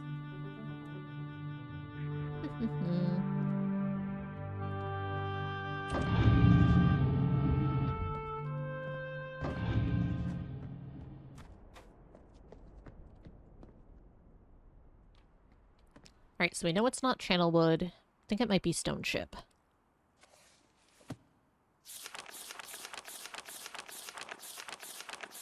Yep, okay. So, let's read this one. Emmett was the first to live on the rocks. He named them the rocks because that is what they were, a group of sharp rocks clustered together in the middle of a large sea. This was where Emmett lived. He enjoyed his life. Emmett would occasionally swim to nearby rocks, as it was never too far of a distance. One day, another person appeared on the rocks for no apparent reason to Emmett. Emmett named this new person Branch. Emmett and Branch quickly became friends, swimming and hunting for fish together often. Emmett showed Branch the simple cave in which he lived on the largest rock. Soon, Branch discovered a place where he decided to live, also on the same large rock. Their sun always shone brightly in their world, and the water was always dazzlingly clear, allowing them to see almost to the deep ocean floor which surrounded them. Though the sun always shone, it was never too hot for the boys. A light breeze always came from the north and cooled the area down. One day while Branch was swimming and having fun in the water, he noticed another boy swimming. Branch brought the new boy to Emmett to find out what to call the new boy. Emmett said the boy should be called Will. Will was soon part of the group, and all three of the boys swam and enjoyed their perfect world. At least that is the story I was told when I arrived today on the island. Emmett, Branch, and Will were surprised to see me at first, but even before the night ended, we were all becoming good friends. Today, the second day on this newly created age, a strange thing happened. It was not strange to me, but the three boys did not understand what was happening. While I was relaxing under a large tree on one of the smaller rock islands, it began to rain. It was a nice rain that lasted for about an hour in the morning. I explained to the boys that the rain was not harmful, yet they obviously still feared it. Before going to sleep tonight, I told the boys I would leave the following day. I told them that while I was gone, I would make a surprising change in their world. They didn't understand, not that I expected them to. I still do not fully understand what happened today. As I was experimenting with the art, testing the limits of the rules as dictated to me by Father, I attempted to create a boat by writing it into the world. I thought everything was planned correctly, yet somehow the boat had become gripped by the rock and broken in half. Although this test did not turn out as I had hoped, I now have answers to a few of the questions my father never answered. As for the boat, I can see the boys enjoy it anyway, and with that I am pleased. They've played on it all day. Even though the boat cannot move, I have enjoyed studying from it. It is a much sturdier platform than the jagged rocks. In the course of my observations, I have learned some very interesting things regarding the solar system of this age. Submersible lamp. The nights are absolutely beautiful here. I have made note of and named a number of constellations that pass above me. Also during the night, I catch glimmers of light from the horizon which I have not been able to discover if it is created by some natural phenomenon or by additional people on far-off islands or rocks. I should very much like to discover which. I rather suspect it is additional people, which would explain the appearance of Branch and Will. The rain today was slightly heavier than usual. Just when the boys were getting used to the light rains, a small storm arrived. They are frightened of the heavier rain, not to mention the thunder and lightning. If rain has never fallen here until recently, as the boys tell me, I would like to discover why it is falling now. Regardless, I have decided to return home for a short while. I have also been thinking of some plans for a lighthouse that I hope to construct soon. I think that perhaps by shining a bright light toward the horizon it might prove my suspicions regarding additional inhabitants. They would be curious about the light and travel to discover its source, if they have the means. I returned with many tools that I will need for the construction of the lighthouse. I've decided that once the lighthouse is completed, I will leave for some time and let the world's own imagination have control. We have worked 3 weeks on the lighthouse now and are making great progress. The rock that we are building on seems to not be as secure as I was like. I have had to alter my plans slightly, but those alterations pose no real problem. The boys are quite strong and have been helping me immensely. I estimate construction will be done within 2 days. The lighthouse is finished, and we are all proud of our creation. The boys are amazed at the structure wrought from rock with their own hands. That evening, we powered up the generator, much to the boys' dread at first, and shined a great light to the horizon for many hours. I stayed the night in the top of the lighthouse, and in the morning awoke to observe the sunrise without my being coated with the chilly blanket of ocean dew I had become accustomed to. It was Will who first saw the girl. She was swimming not far from the boat where Will was getting ready to hunt for fish. Then Will noticed a man not far away from the girl. Emmett was very pleased to meet the additional neighbors. I feel pleased to leave this age. I have set in motion events that have nothing to do with writing or the art, that will now have a more profound impact on this world than I could have ever written. I think, bird's eye view this stone chip age, of it this age as a gift to myself that I will wrap up and open someday in the future, only to discover it has changed so much that indeed it is a surprise. Besides, I have yet another new age that awaits me. Seems I'm going to need some ways to travel underwater in this new age, and so much planning is in order. It has been 10 years since I left this age, which I have since called the Stone Ship Age. Upon returning, I cannot believe the changes that have taken place. The original 3 boys have grown into adults, and there are many new faces I do not recognize. Branch told me that it has not rained for 7 years, and the cool breezes are back again. They are all very content and have been serving me with new food and showing me new materials they have discovered. Seems they've even found gold somewhere. I see it in many forms around the island. My lighthouse is kept in perfect condition, and it looks as if they have tried their very best to keep it so. Yet I have noticed the entire rock it was built on has sunk approximately 40 or 50 centimeters. After a wonderful visit with my old friends, I wonder aloud with them what things will look like here in another 10 years. Alright, let me see if I can identify the constellations I doodled now that it's been long enough that I definitely don't remember what they look like otherwise. Not that one. Not that one. That one. That one's the snake.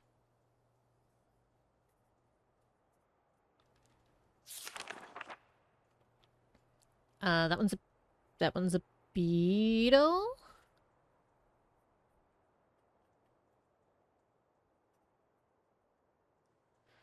Not that one. Aha! And the leaf. Hooray, my drawings were good enough.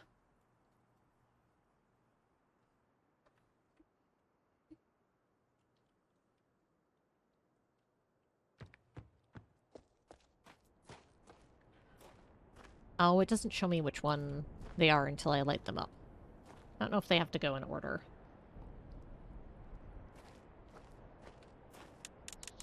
Nope. Nope.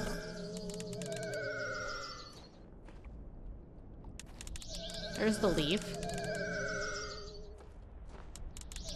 It's the arrow.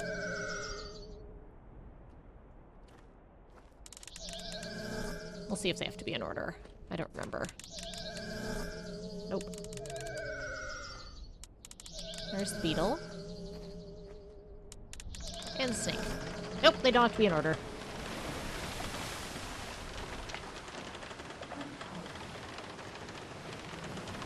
Look, we raised the ship. A teeny, teeny little ship. Oh, wait. The big one came too.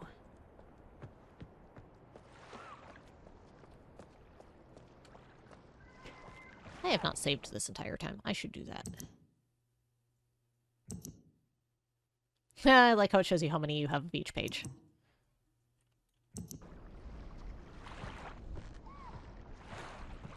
Oh, it's all wet from just being raised up.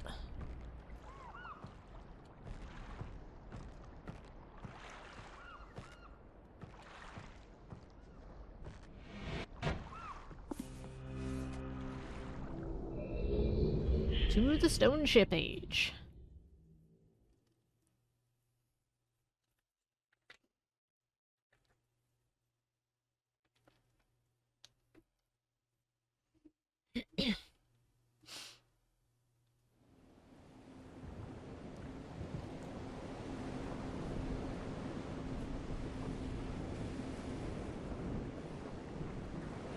Alright, can't get back that way.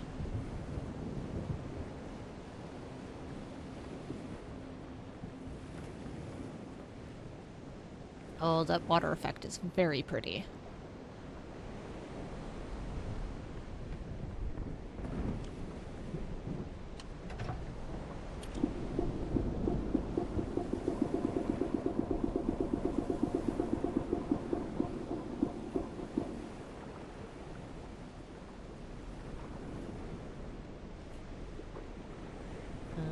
What'd that do? Ah, it pumps the water.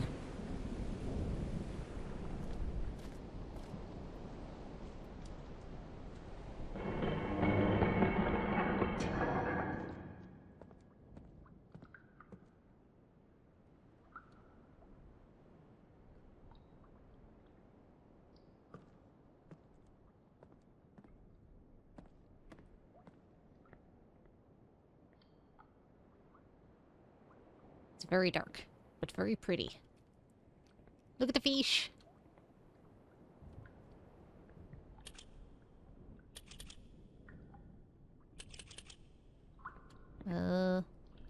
Must have to power it or something.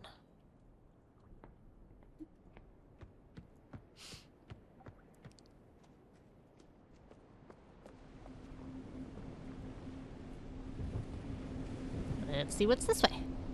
Oh, it's flooded. Alright, I bet.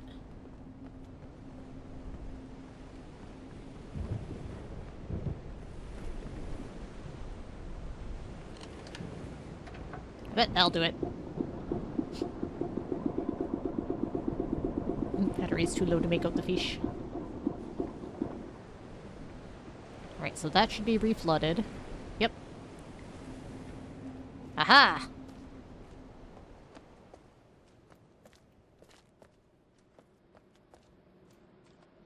Drippy Cave.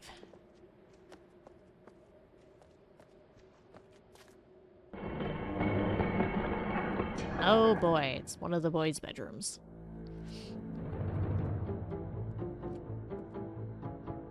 Could it possibly be Cirrus with all the opulence and red?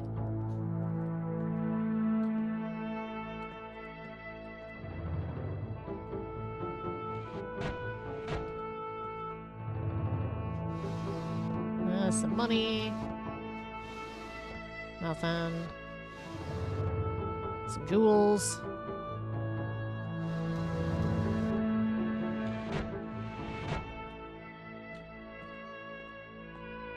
Oh, red page.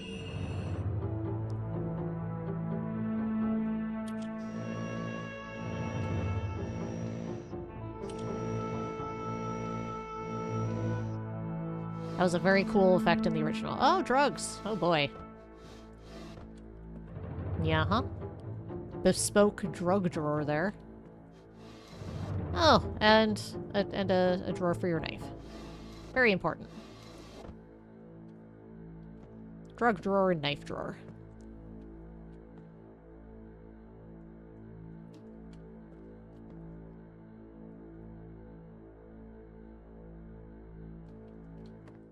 Big fancy bed.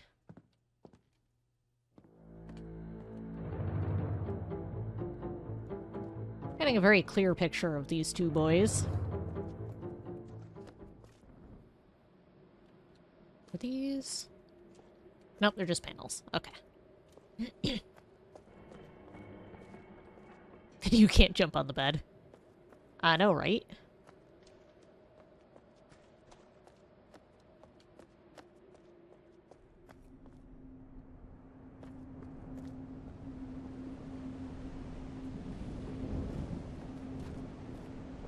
Ah, I bet this one goes to Akinar's.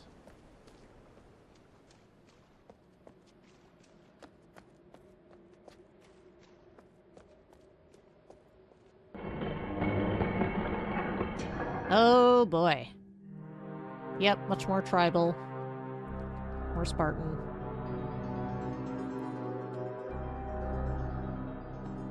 I will admit the ribcage light is pretty cool.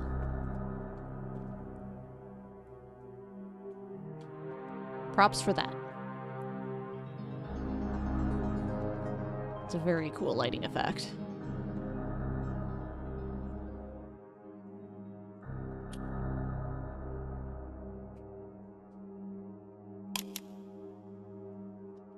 Oh. Like you do. Okay. That's not concerning. Drafting table, bunch of tools. Oh, there's the blue page. Oh, there's the other half of that note. Again, I'm just gonna take a picture instead of writing all that down in this case. I definitely wrote it down the first time.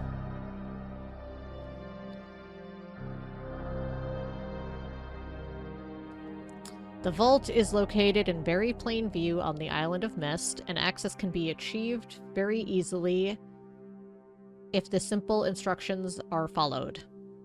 First, locate each of the marker switches on the island. Turn every one of these switches into the on position, then go to the dock, and as a final step, turn the marker switch to the off position.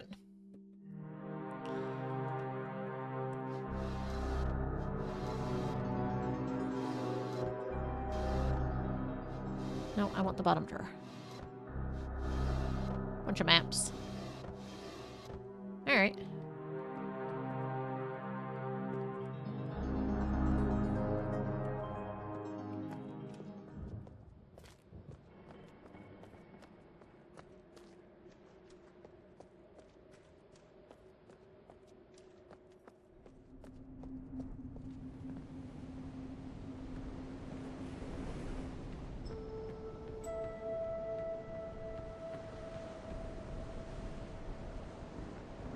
Ooh, telescope.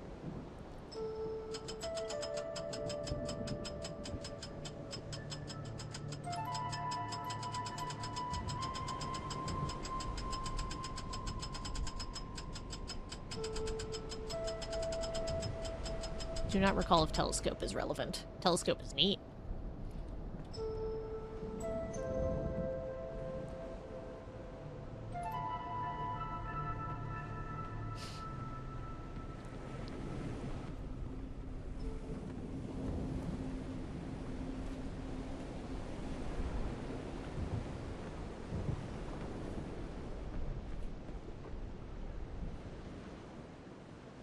Alright, so there's a key that's connected.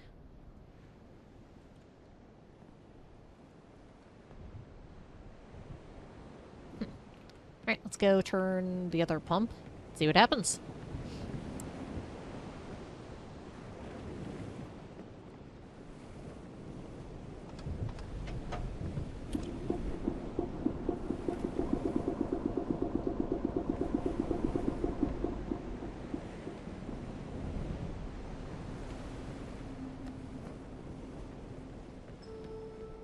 Oh wait, not up here. There's only a couple ways to go, and I managed to go the wrong one. Ooh. Can I go up this now? Nope.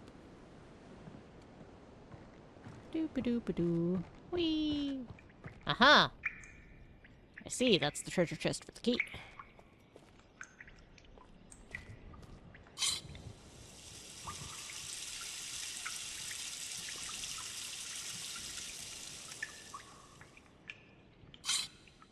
Alright, so we're gonna empty that. Because now it'll float.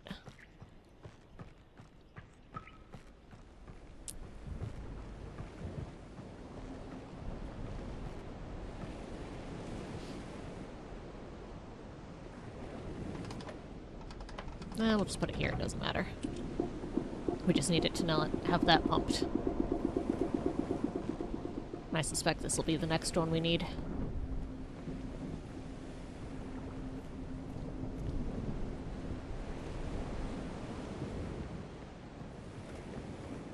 Hey, look at that.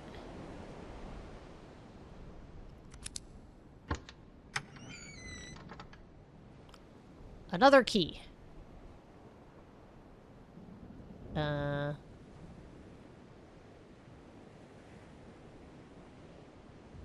don't remember where this one goes.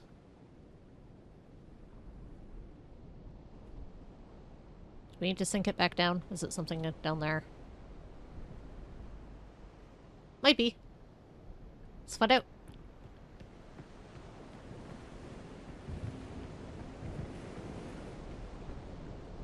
Let's re-flood it. Or re-pump it.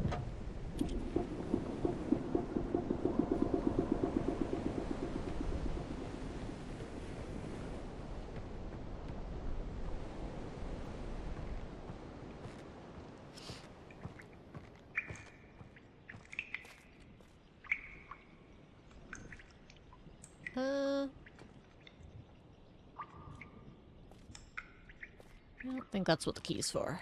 I don't think it's for down here.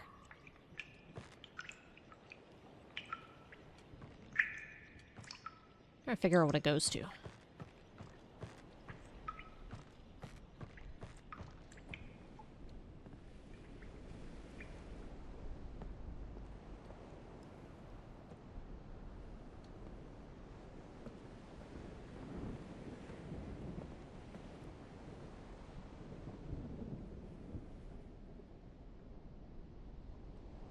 I don't see anywhere that would use a key.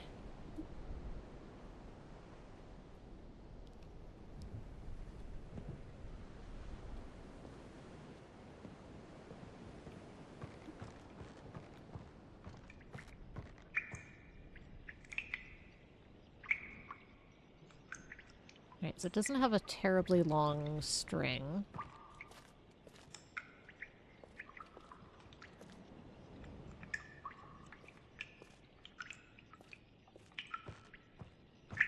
Well, let's reflood and take another look.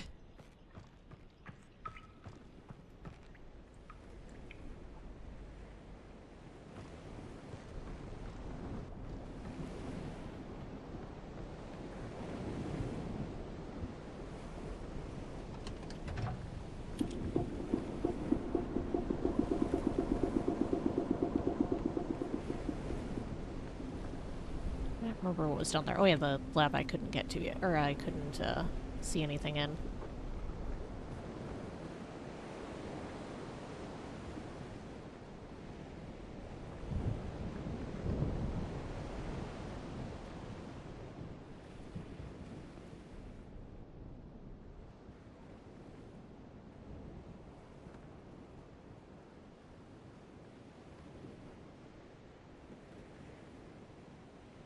Right, so I have to get power to here is what it looks like.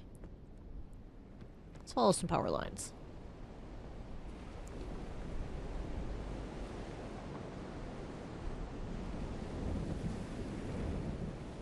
But it's being produced here.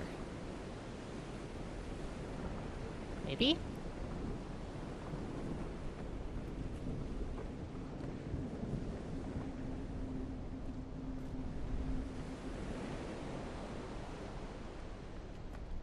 What's down here? Right, this lab.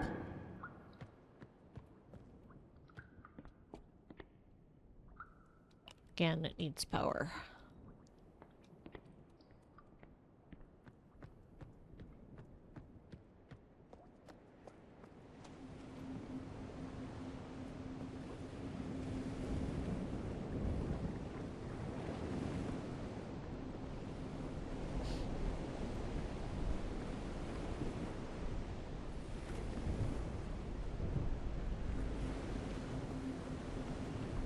Let's look around up here again.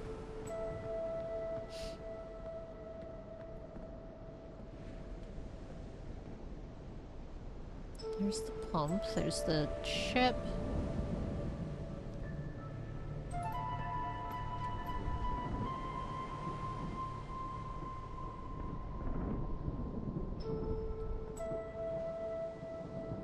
That's pretty.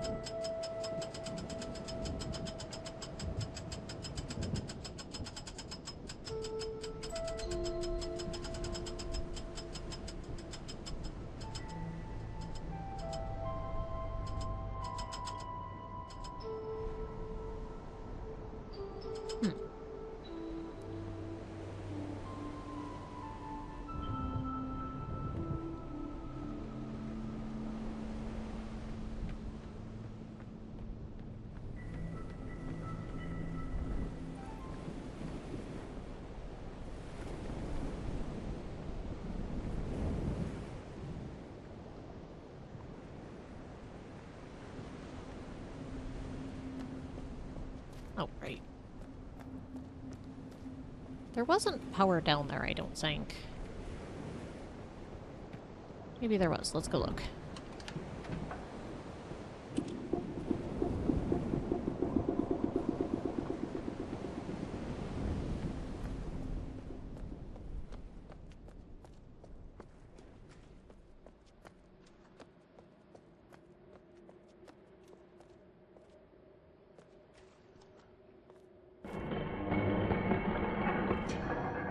No, it was candles. Okay. Just checking.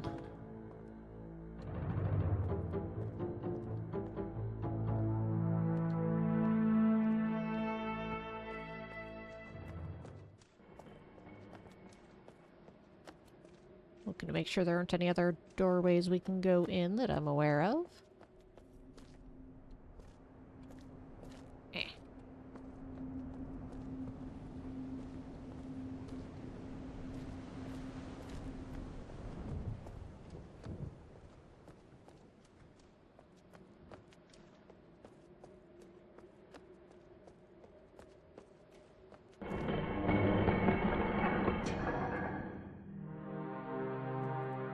Nope, just this room.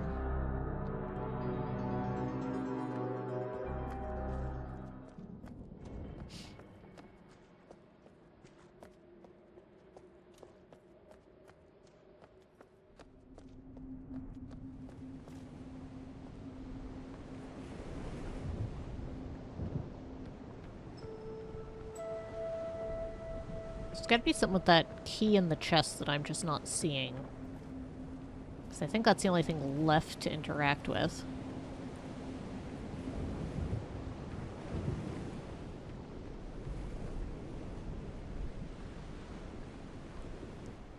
I'm just missing where that needs to go.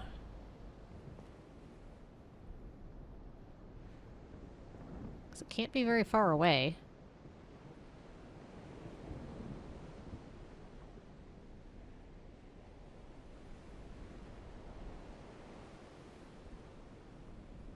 I'm gonna drain one more time and take a look, and then I'm gonna see if there's an in-game hint. Because I am just not remembering. And not seeing anything.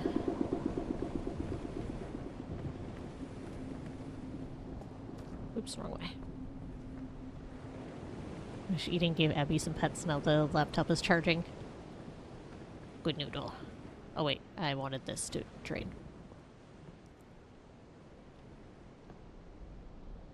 Oh, there's a keyhole right there. I see it. I see it. I see it. It blends in really well.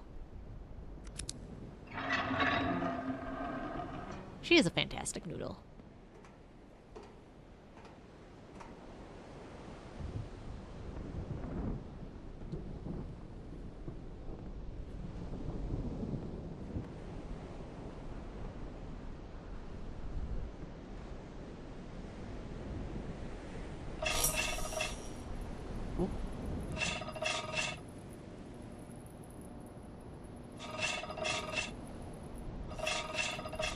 Alright, charged it.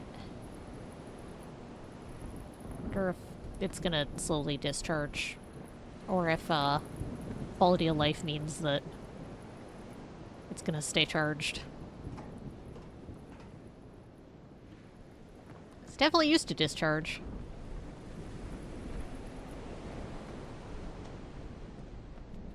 Pretty sure. Nope, not here. How do I... Uh-huh. Okay, so that has electricity.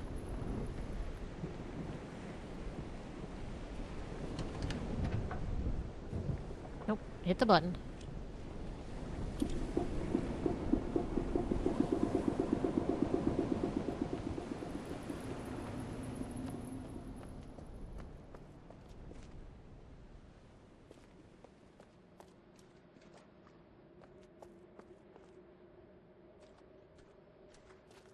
See if anything changed with electricity on.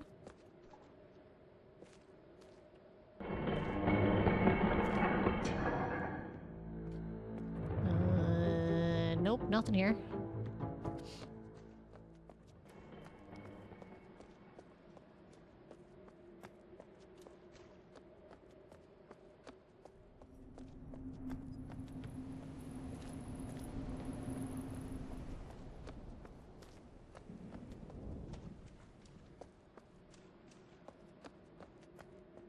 Aha! You're new.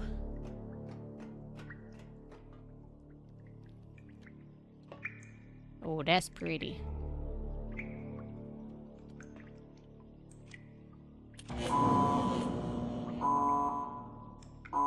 Oops.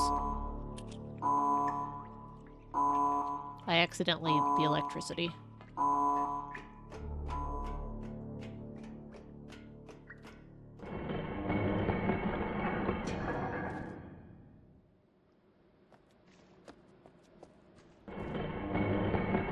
Oh, that connects them. I just missed it the first time. Oh, that's clever. It's hard to see when it's dark.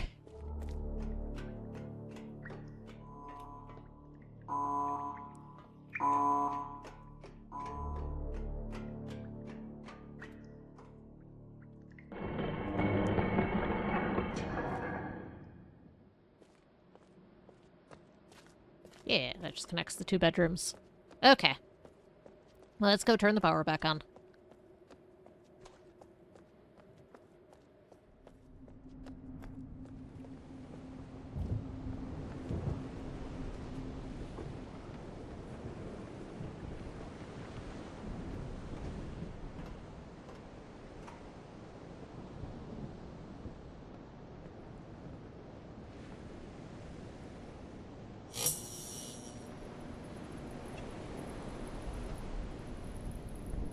Okay. Oh, we're back on.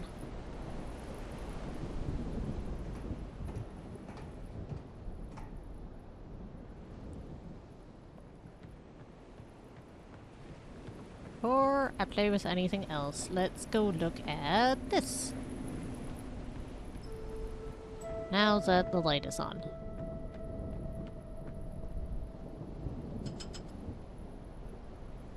So 135 is the... See if there's anything else interesting.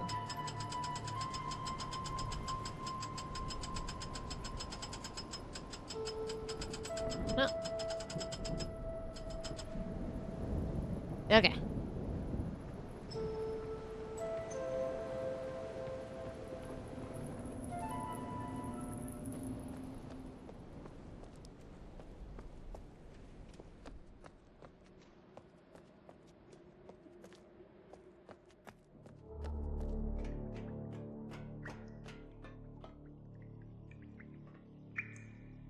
Alright, so if that's north...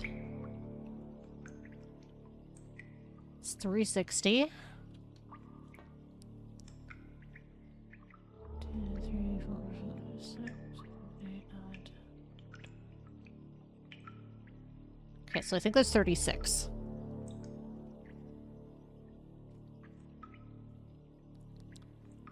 So this would be 180. This would be 90. 95, 1. 105, 110. 15, 20, 25, 30. Okay, so that doesn't work. So it's not in tens.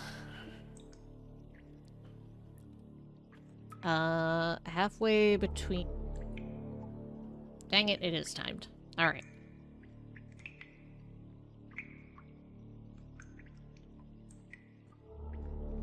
Let's see here, so...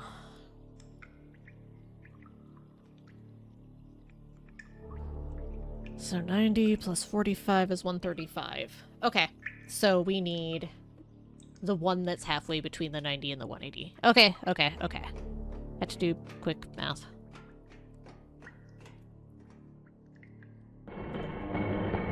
Alright, let's go turn the power back on. We know which one we need to hit now.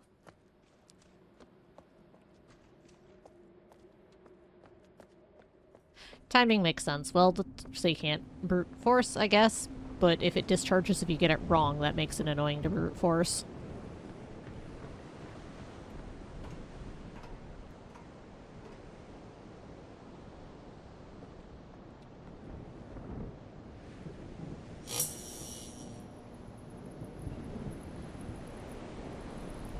Okay. And back down we go.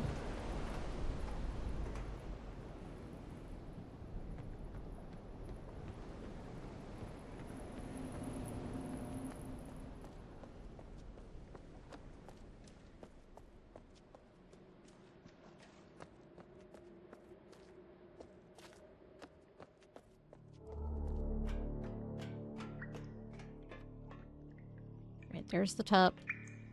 We need this one. Hey! Alright. So now...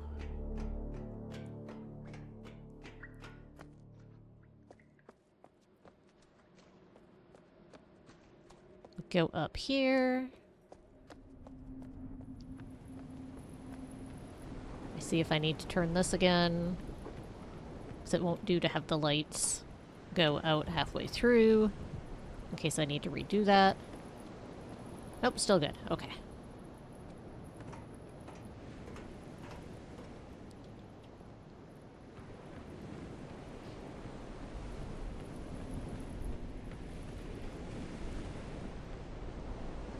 Up this one.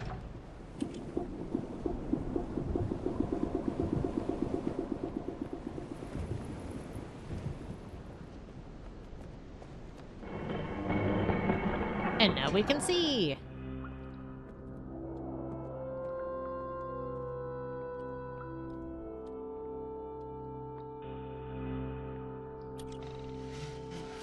Now we can open the desk and go back to Myst Island.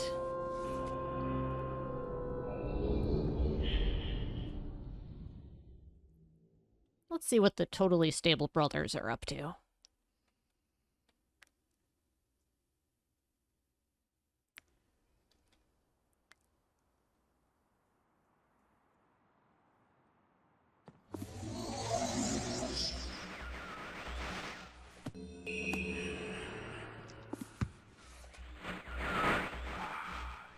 Have returned. Additional page.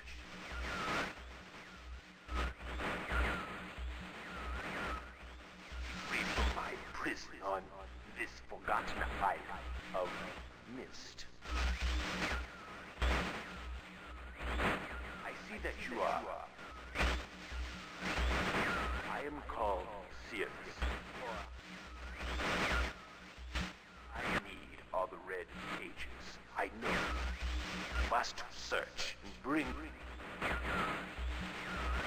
2 more for the red pages. I am released. I promise. Don't touch the blue pages. That is where my for my wicked brother.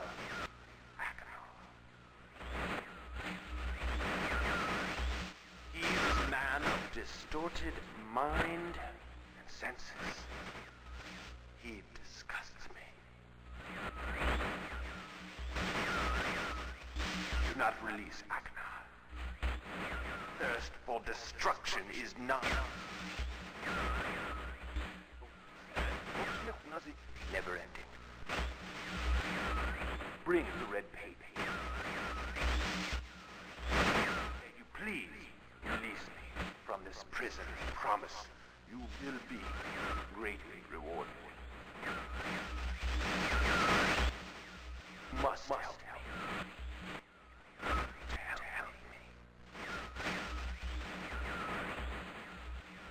Ooh, would be greatly rewarded if we get the red pages and free Sirius.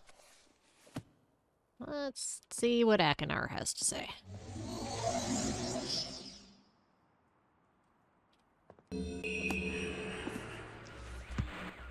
Ah, good. More blue pages you find. Bring more. I must have some more. That's all I ask of you. Long. It's been so long since my brother, Sirius, wrongfully imprisoned me within this book. Stupid schemes.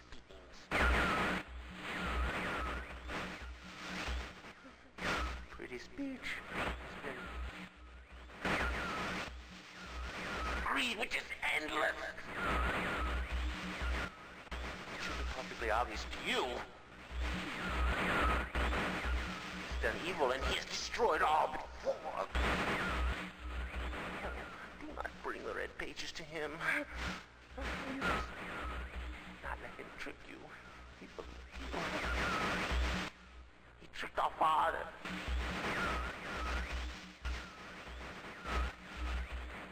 ruthlessly murdered our father. He'll trick you. He'll murder you. Don't touch the red pages. I beg you to bring the blue pages to me. Listen, you must obey me. Blue pages are my only hope. You must help me. You must help me.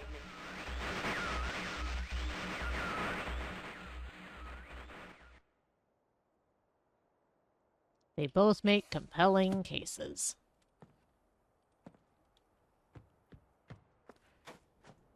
Let's go follow up on that note we found. I think I've got all the markers flipped up.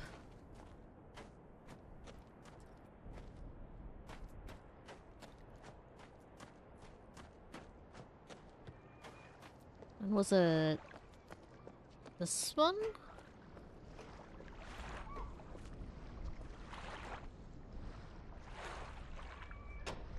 Nope. I think it might have been that one. I was pretty sure it was one over here. Aha! I found a white page.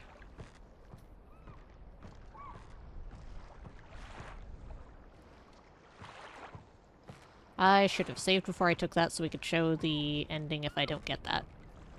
Oh well. I didn't realize it was gonna throw it in inventory right away. I forgot that about that. Well.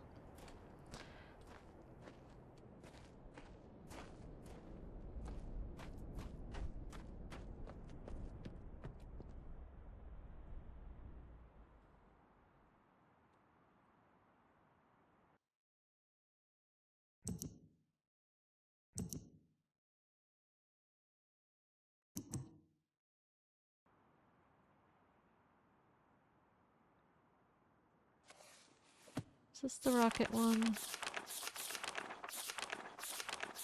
Yeah.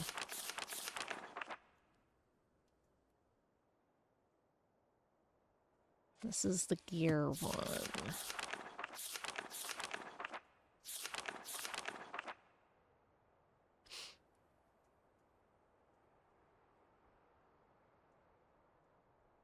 Well, let's learn about this one. Hellenic Age. It has been a while since I've heard only silence, and I enjoy it greatly, I think. For some reason, I do not feel altogether welcome in this new world in which I have arrived. But how could I be unwelcome in an age with no inhabitants? It is, of course, only in my head. This world is very beautiful, but I think I have yet to ever write in a journal that an age I have linked to is horrid or disgusting. From the grassy hill where I am standing, I can see green fields below along with few scattered forests. A rather large lake looms in some distance from where I am standing, yet the water's blue can be seen plainly from here. The air is fresh and the sky is sparkled with white clouds. It is absolutely breathtaking, and yet, that strange feeling again. Perhaps it is the hot breeze that continues to blow from the north. Hotter than I would have imagined, it almost singes my skin, and I feel quite uncomfortable when it comes. I'll try to ignore it. Night has almost arrived and the sunset is spectacular. Oranges and reds have settled above the western horizon. Though night has come, the horizon still glows red long past the sunset. Dark reds flow from the horizon and blend into the black sky. Again the feeling, and I am beginning to believe it is not all in my mind. I must sleep now. I will need my strength to explore more tomorrow. I've had to return home due to an unpredictable natural occurrence more frightening than I have ever experienced. I was awakened by terrible shakings in the ground and explosions on all sides of me. Gigantic balls of fire were falling from the sky, and I immediately left in fear of my life.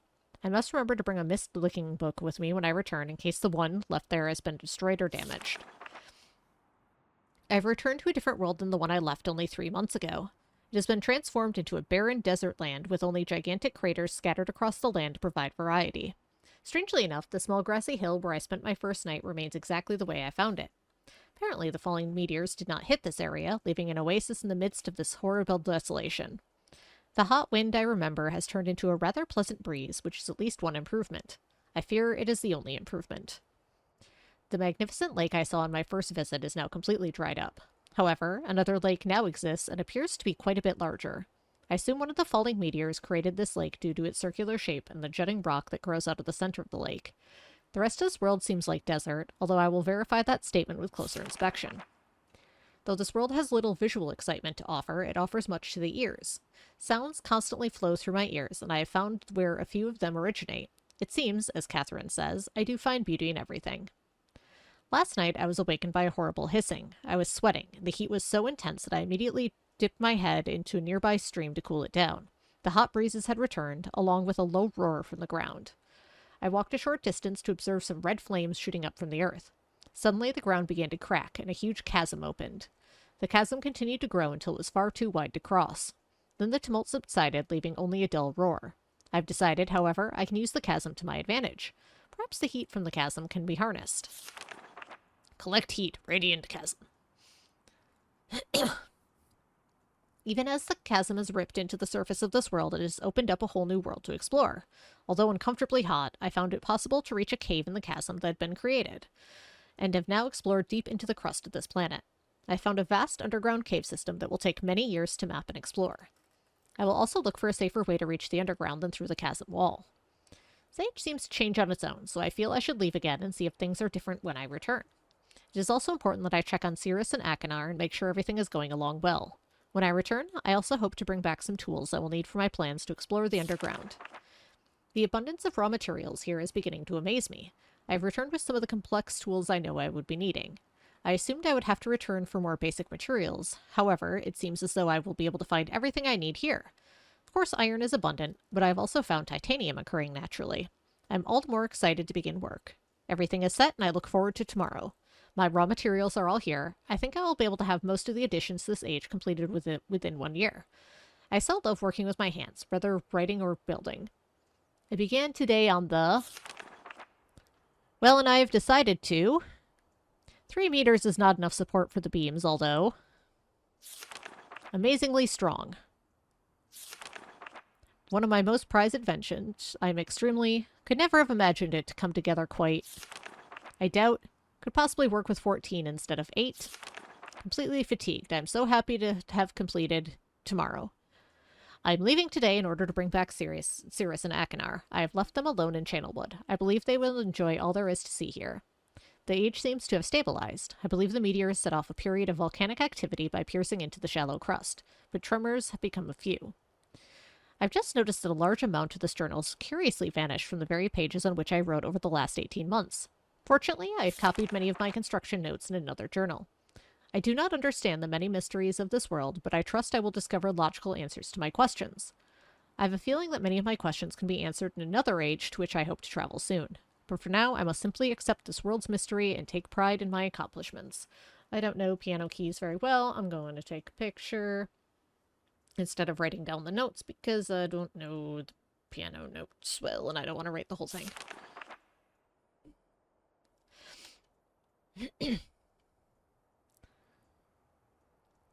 Well, might as well read about this one over here.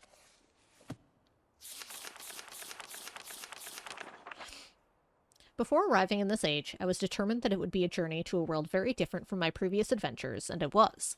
The sky here is dark and gray and incessantly displays flashes of lightning in the distance.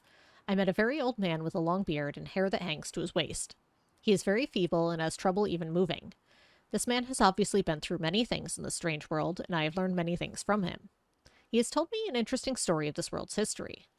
Years ago, he told me, there was a beautiful city that rose up out of the water. It housed many people inside its walls, and the people had everything they wished for. The city was surrounded by 3 high hills which rose higher than the city. On the east hill of the city rested a large lookout post. The people of the city had constructed the post expecting visitors to arrive from the east.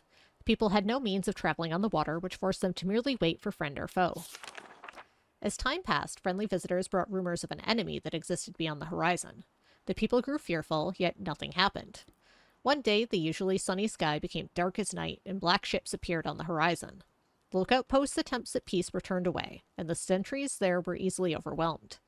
The ships continued to wreak havoc on the city, apparently destroying everyone and everything. After the foundations of the city were destroyed, the city sunk deep into the ocean, and only the lookout post remained. The black ships sailed away. The man continued to say that 8 people had hidden and managed to survive through the attack. In the 9 years since the attack, 2 of the survivors had died. He also said it was rumored that 10 years from the attack, the enemy would return to finish the destruction they had started so long ago. I've decided, since hearing the man's story, it would be admirable to save this civilization and stop this enemy's plans of destruction. I'm excited about the adventure that awaits me, and an idea has sparked in my mind to provide the needed defense for these people. I met the remaining survivors today and begun work on a plan for protection. After a short absence, I've returned to this age with my 2 sons. They have, as of yet, traveled rarely with me, and they are understandably excited to be here. They have grown considerably since Everdunes, and it is already obvious to me that they will be a great help this time instead of the nuisance they have been in the past. All 3 of us, along with 4 of the healthier survivors, began construction today. We are building upon the old city's ruins, which will provide a perfect foundation for our fortress. My sons have been spending much of their spare time on the South Island, where most of my materials are stored. I am very pleased with their intelligence, and their creativity is refreshing to see as they work on some small projects of their own. It has now been over 4 months now, and construction is going well. My sons love the world except for its gray sky. They detest the gray sky and tell me many times they wish the sky here would be like the blue sky in Myst. The old man I first talked to tells me the enemy is due in 4 months. I feel we will be ready when the time comes. The man reminds me of Emmett in many ways. I often wonder how Emmett and his people are doing. It has been 6 months of work, and we have finally finished the fortress. It rests between the 3 hills, which are now only islands due to a rising water level that the people experienced after the attack.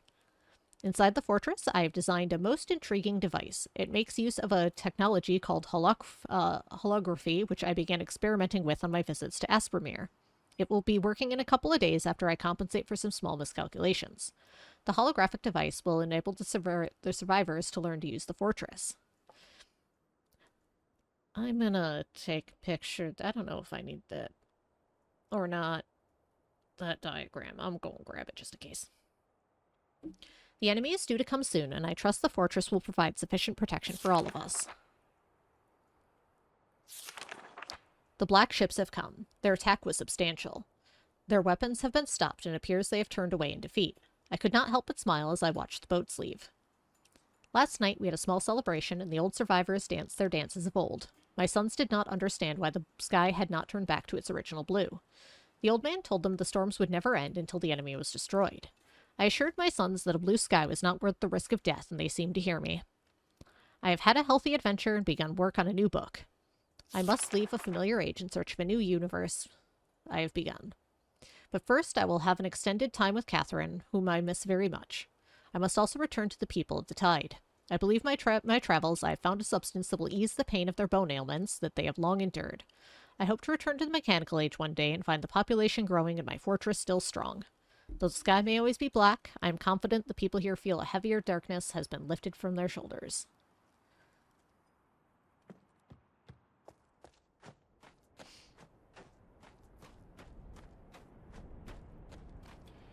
Alright, let's see if we can figure this out.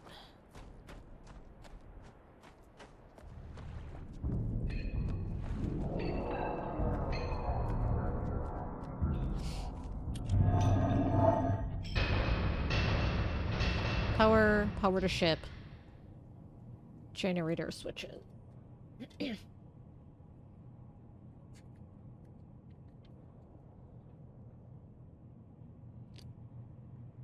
This was 59 volts was the clue for this one.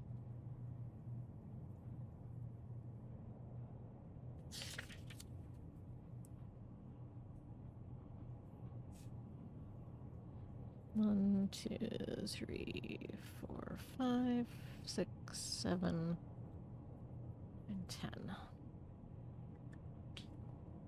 Okay, let's go play with some buttons.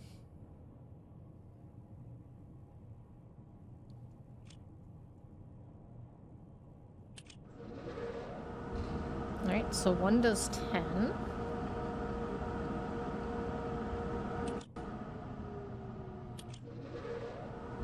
Two is 7.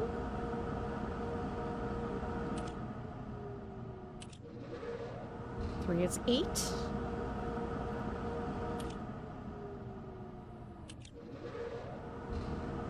4 is 16.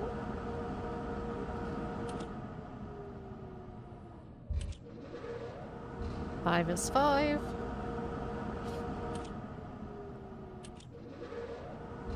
6 is 1. 7 is 2.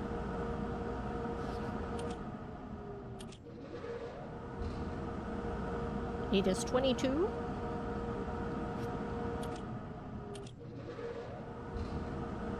Nine is 19.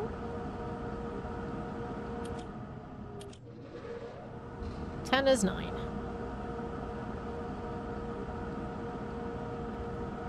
Alright, well, let's start with the big numbers.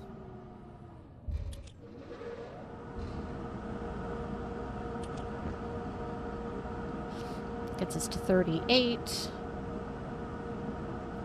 We're aiming for 59. Put that on the same page that this diagram is. So 38.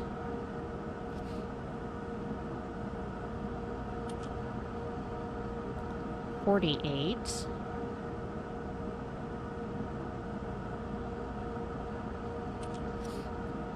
$56. $58. $59.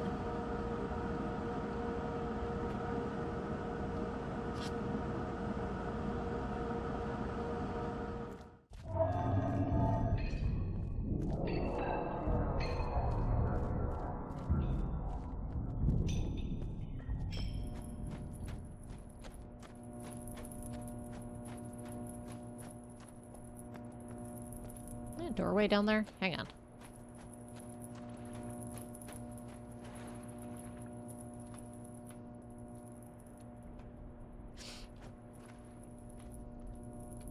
Yeah, okay.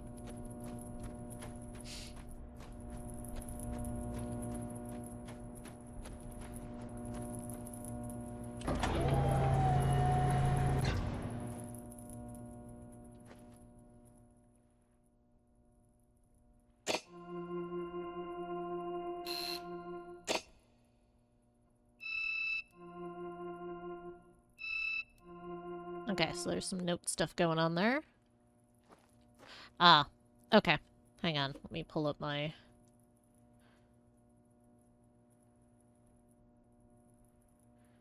thing I would have written down in the past.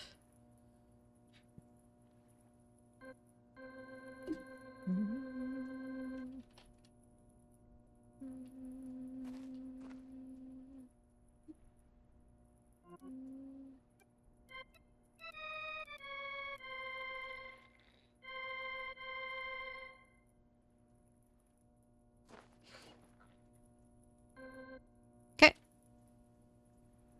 2 is...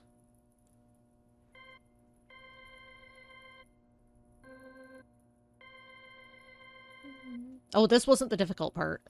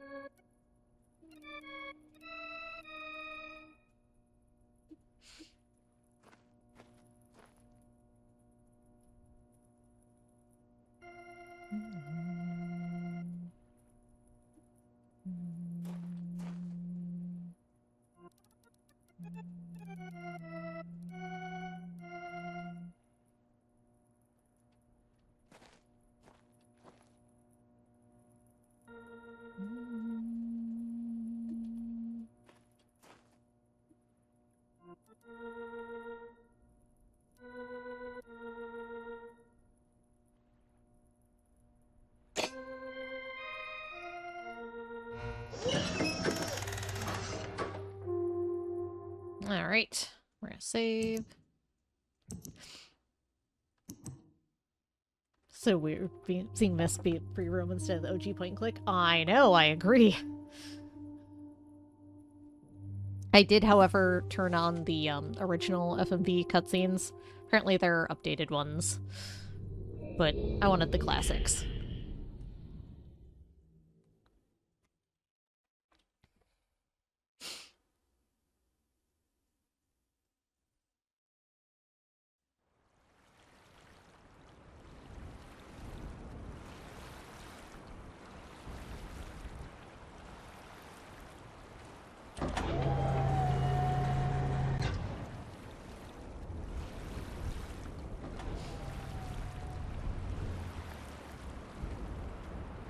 This age I don't remember a ton about, because this is the one I had the most issue with back in the day.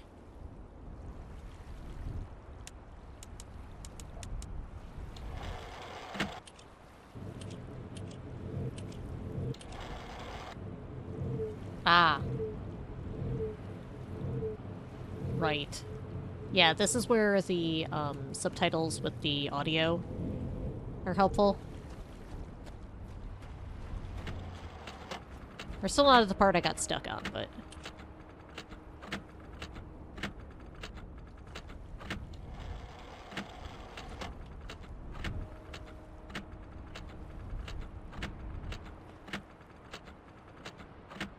Alright, so clock ticking is one of the sounds. I don't know what color it is. Green, maybe? Because it's the green one?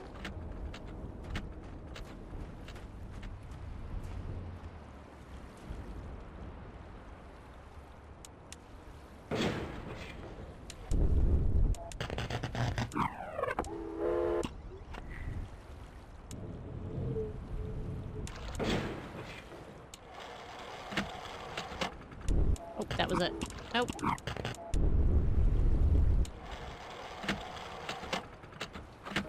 Thought about downloading Uru Live, ultimately decided to scratch your Myst itch with Twitch. That's fair. I might be playing through Riven as well. We'll see. I never beat Riven back in the day.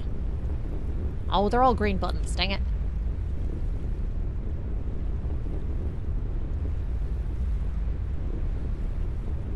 Ooh, that's pretty. Oh, I know which ones they are.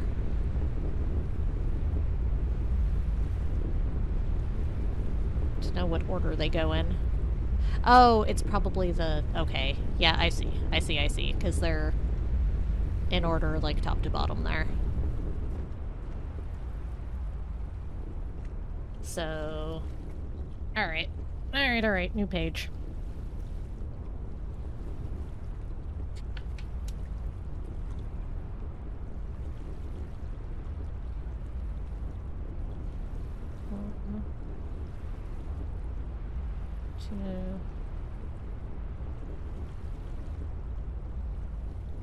So it looks like 3 is Volcano.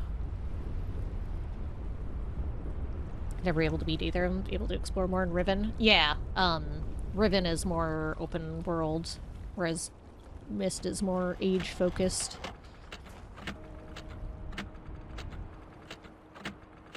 I can't tell which one is pointed here. Maybe that's not it. Let's keep exploring. Let's see what happens.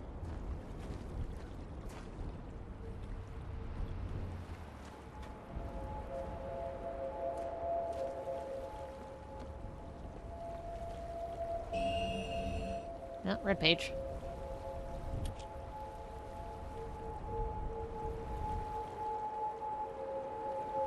Well, that one definitely looks like it's pointing, so that would be 4 is crystal.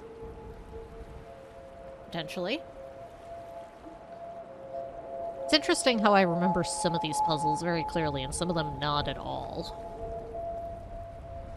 I played it as a kid and then revisited it probably about a decade ago. Maybe longer. Oh, I think I have to... Yeah, okay. Turn them all on so they're signaling to here and then I can listen and get the order there, is my guess. So then I can get into there.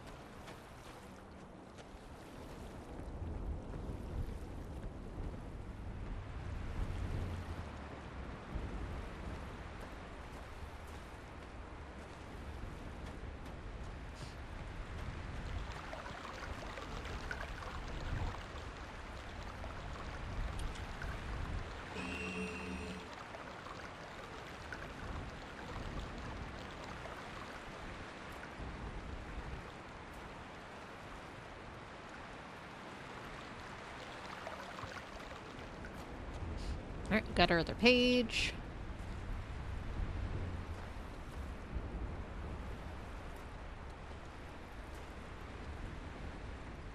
go see if my suspicion was correct.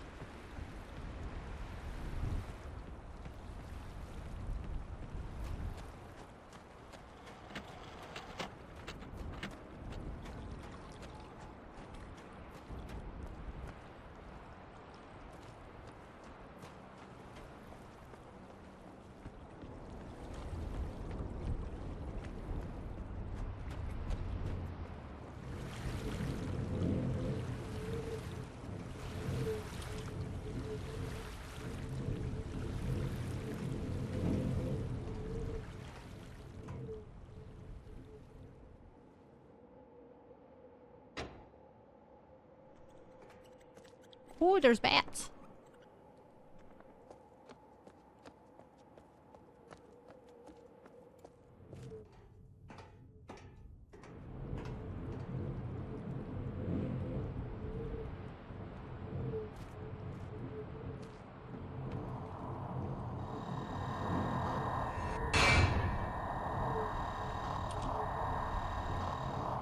Okay.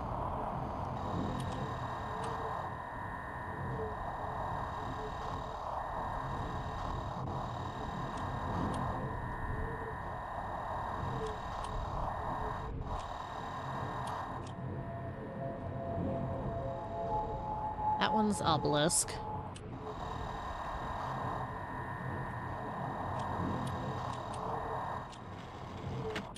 That's clock.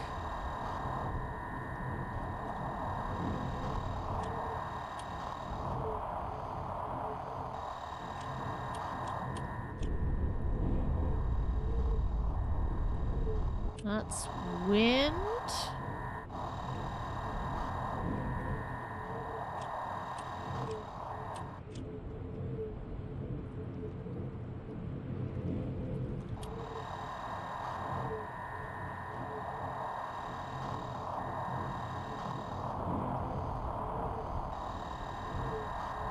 Where is water?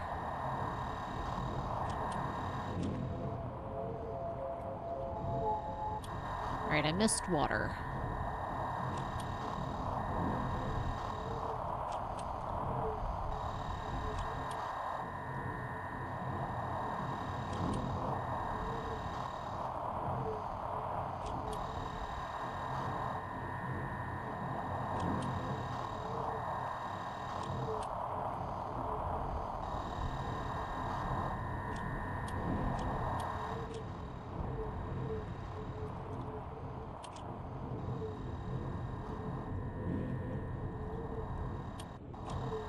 I can't tell what that one is. Let's come back to that one, see if maybe we'll find it along the way.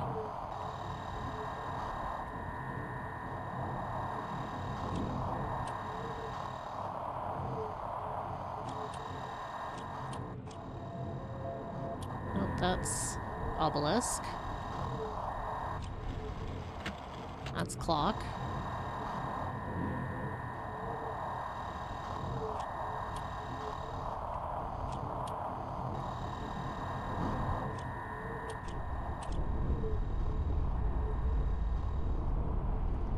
Oh, that might be volcanic.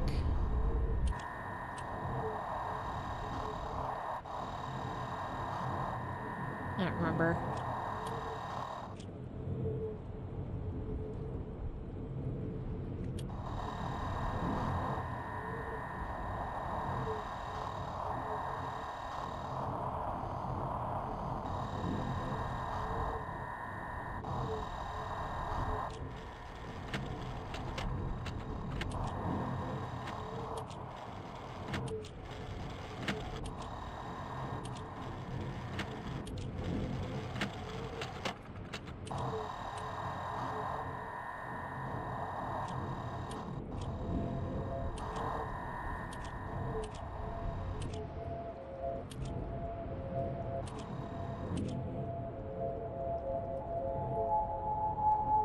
Alright, I know that these two are correct.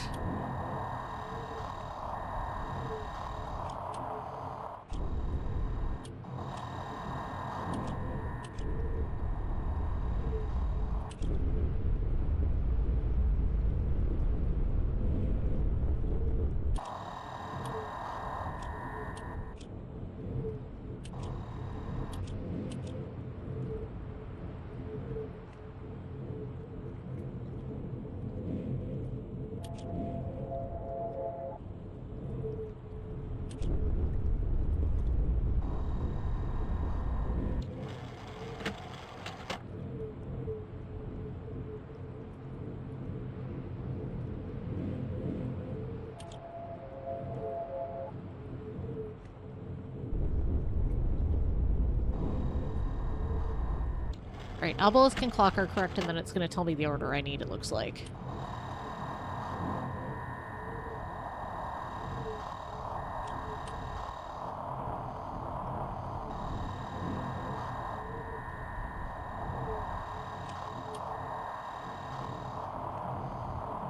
So that's obelisk. And that's clock.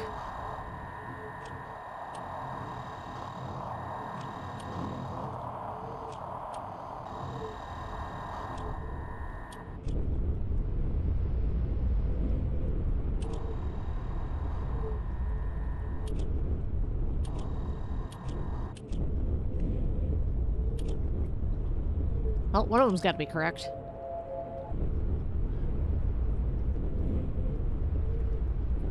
Alright, it's volcanic.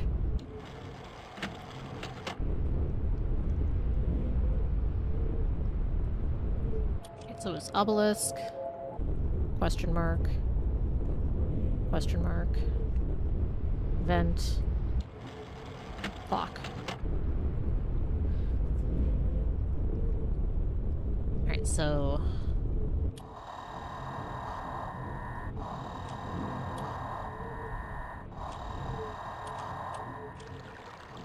I found water. Alright, so water is just over a little bit.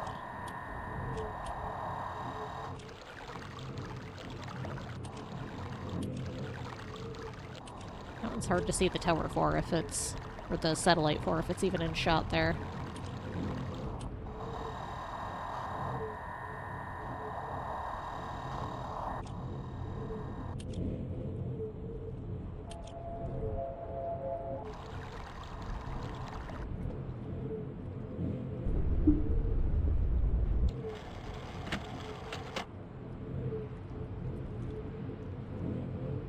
Get that order, obelisk. That one wasn't correct? Must not be on all the way.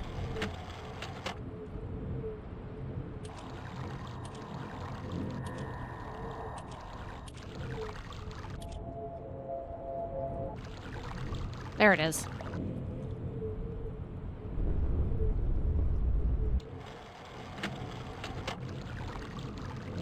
Okay. That should be our order.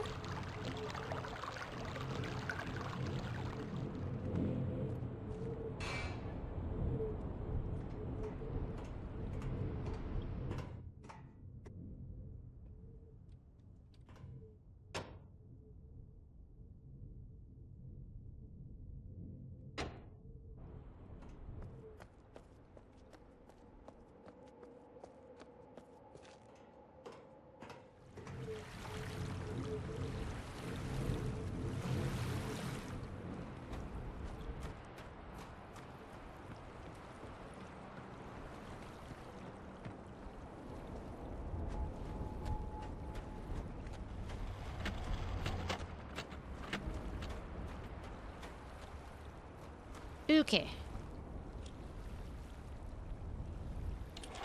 So one is obelisk.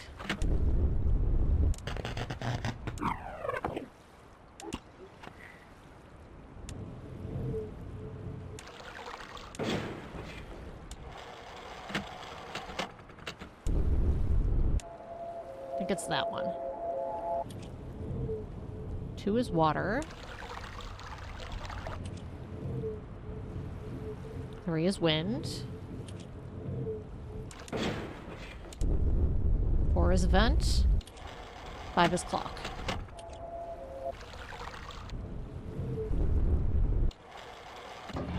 Aha!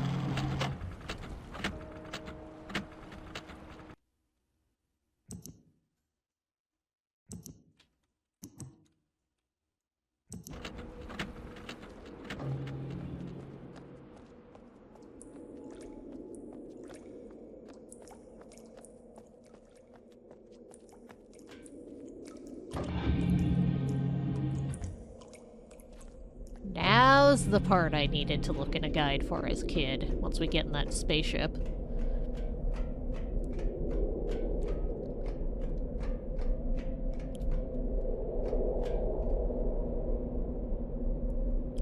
So I remember how to get in the spaceship. There we go.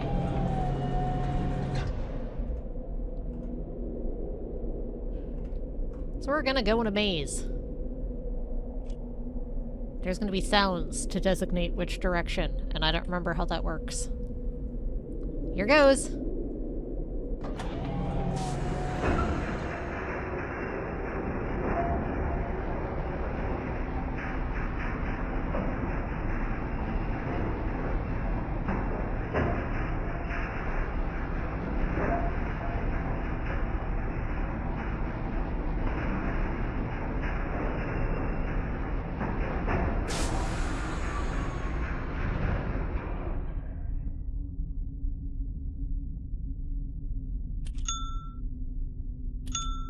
Alright, so there's a bell.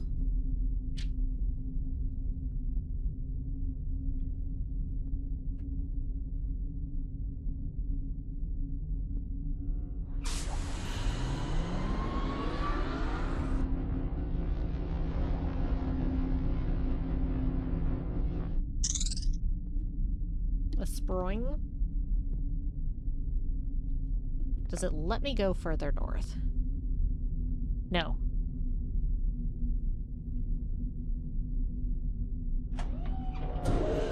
Oh boy.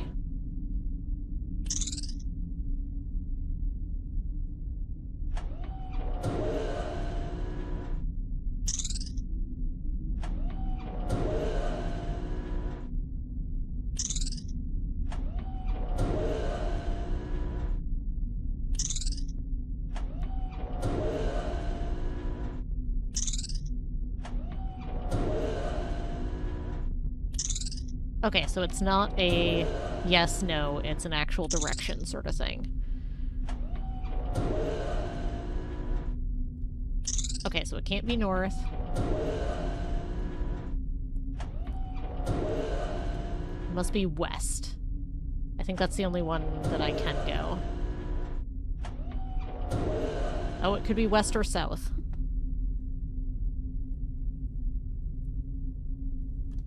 Well, let's try south. Oops.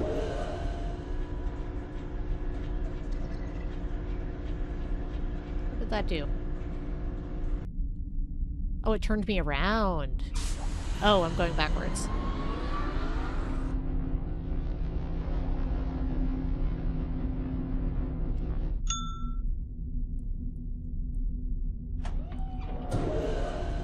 So Bell would have to be...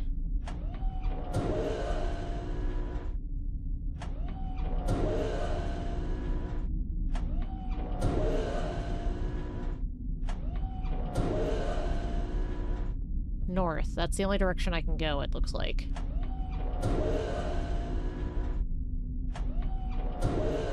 Alright. Bell is north.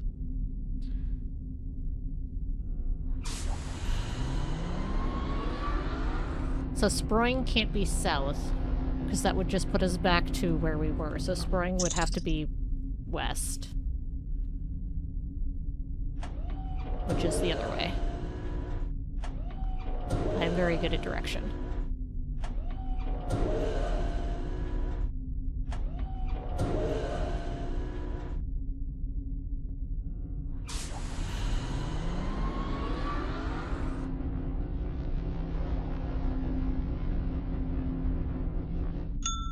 Alright, Bell is north. Also, this takes for friggin' ever to move.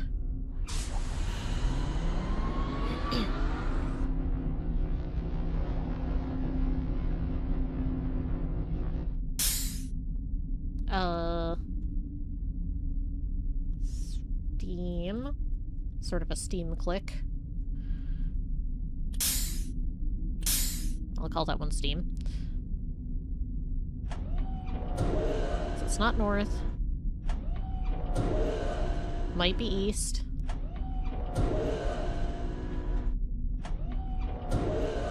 South is the way we came from. I'm pretty sure. Ah, shoot. Did we go north or west last?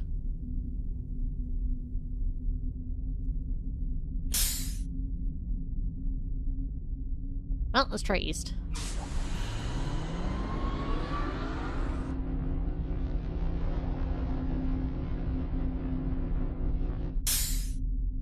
Well, that's the same one again, so... guessing that's correct.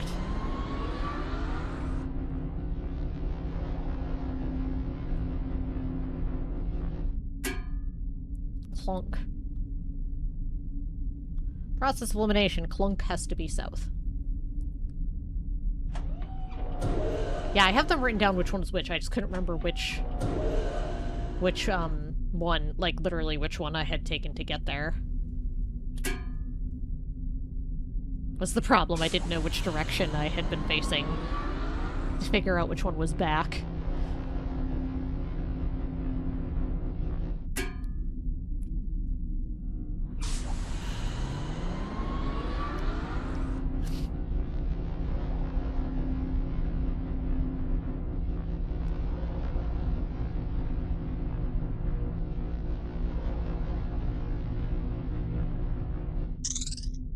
Spring. That's west.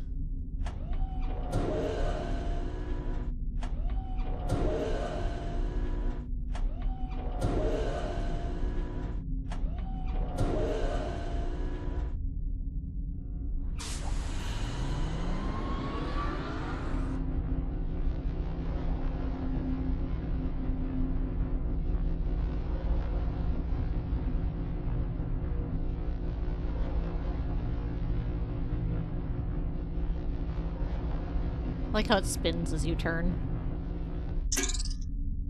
That's a clank with a spring, so that's southwest. Yeah.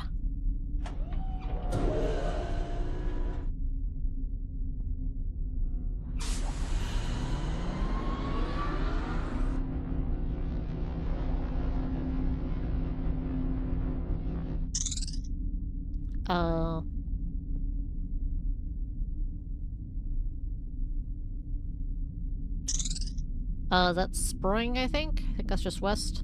Oops. Nope, go back.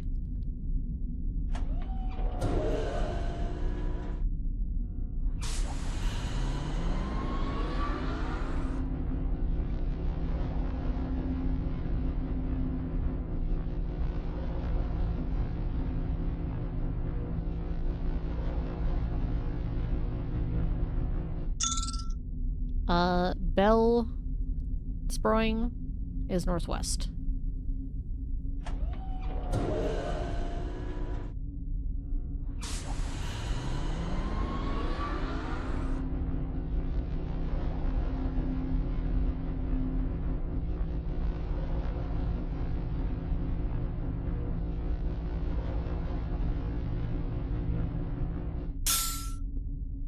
Steam Bell? Yeah, Steam Bell. Which is northeast.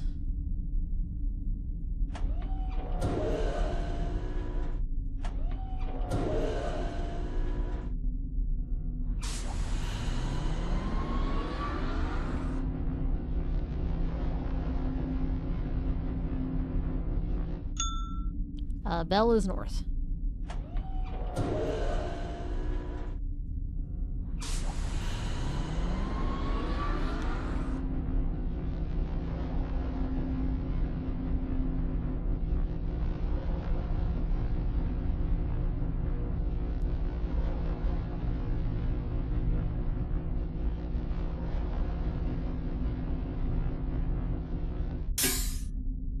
Steam Clink is southeast. Just verify. Yeah.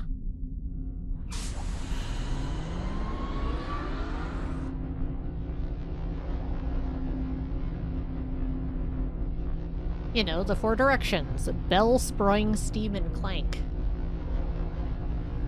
Everyone knows those.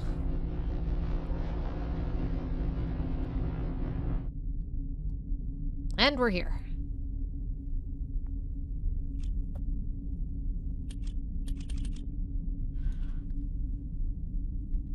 I think that was the part that most got people stuck.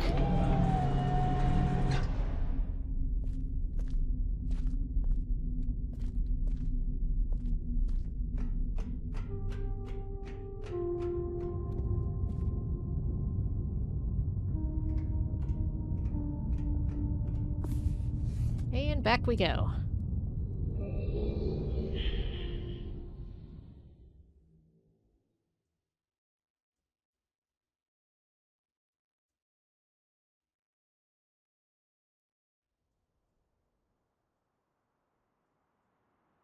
Alright, so what I'm gonna do is I'm gonna save here. And then on Thursday, we will hear what the lovely, totally stable, completely trustworthy brothers have to say with their next couple pages. And then we will solve the puzzle to get into the last age and get all of that. Let me save. And I just realized we can do the ending without bringing the white page pretty easily because we'll have the solution to get it. So we should be able to just kind of speedrun if we want to do that. As always, I'm going to raid out, so stick around for that. And I will see you next time. Thank you so much for hanging out. Have a wonderful evening. Bye!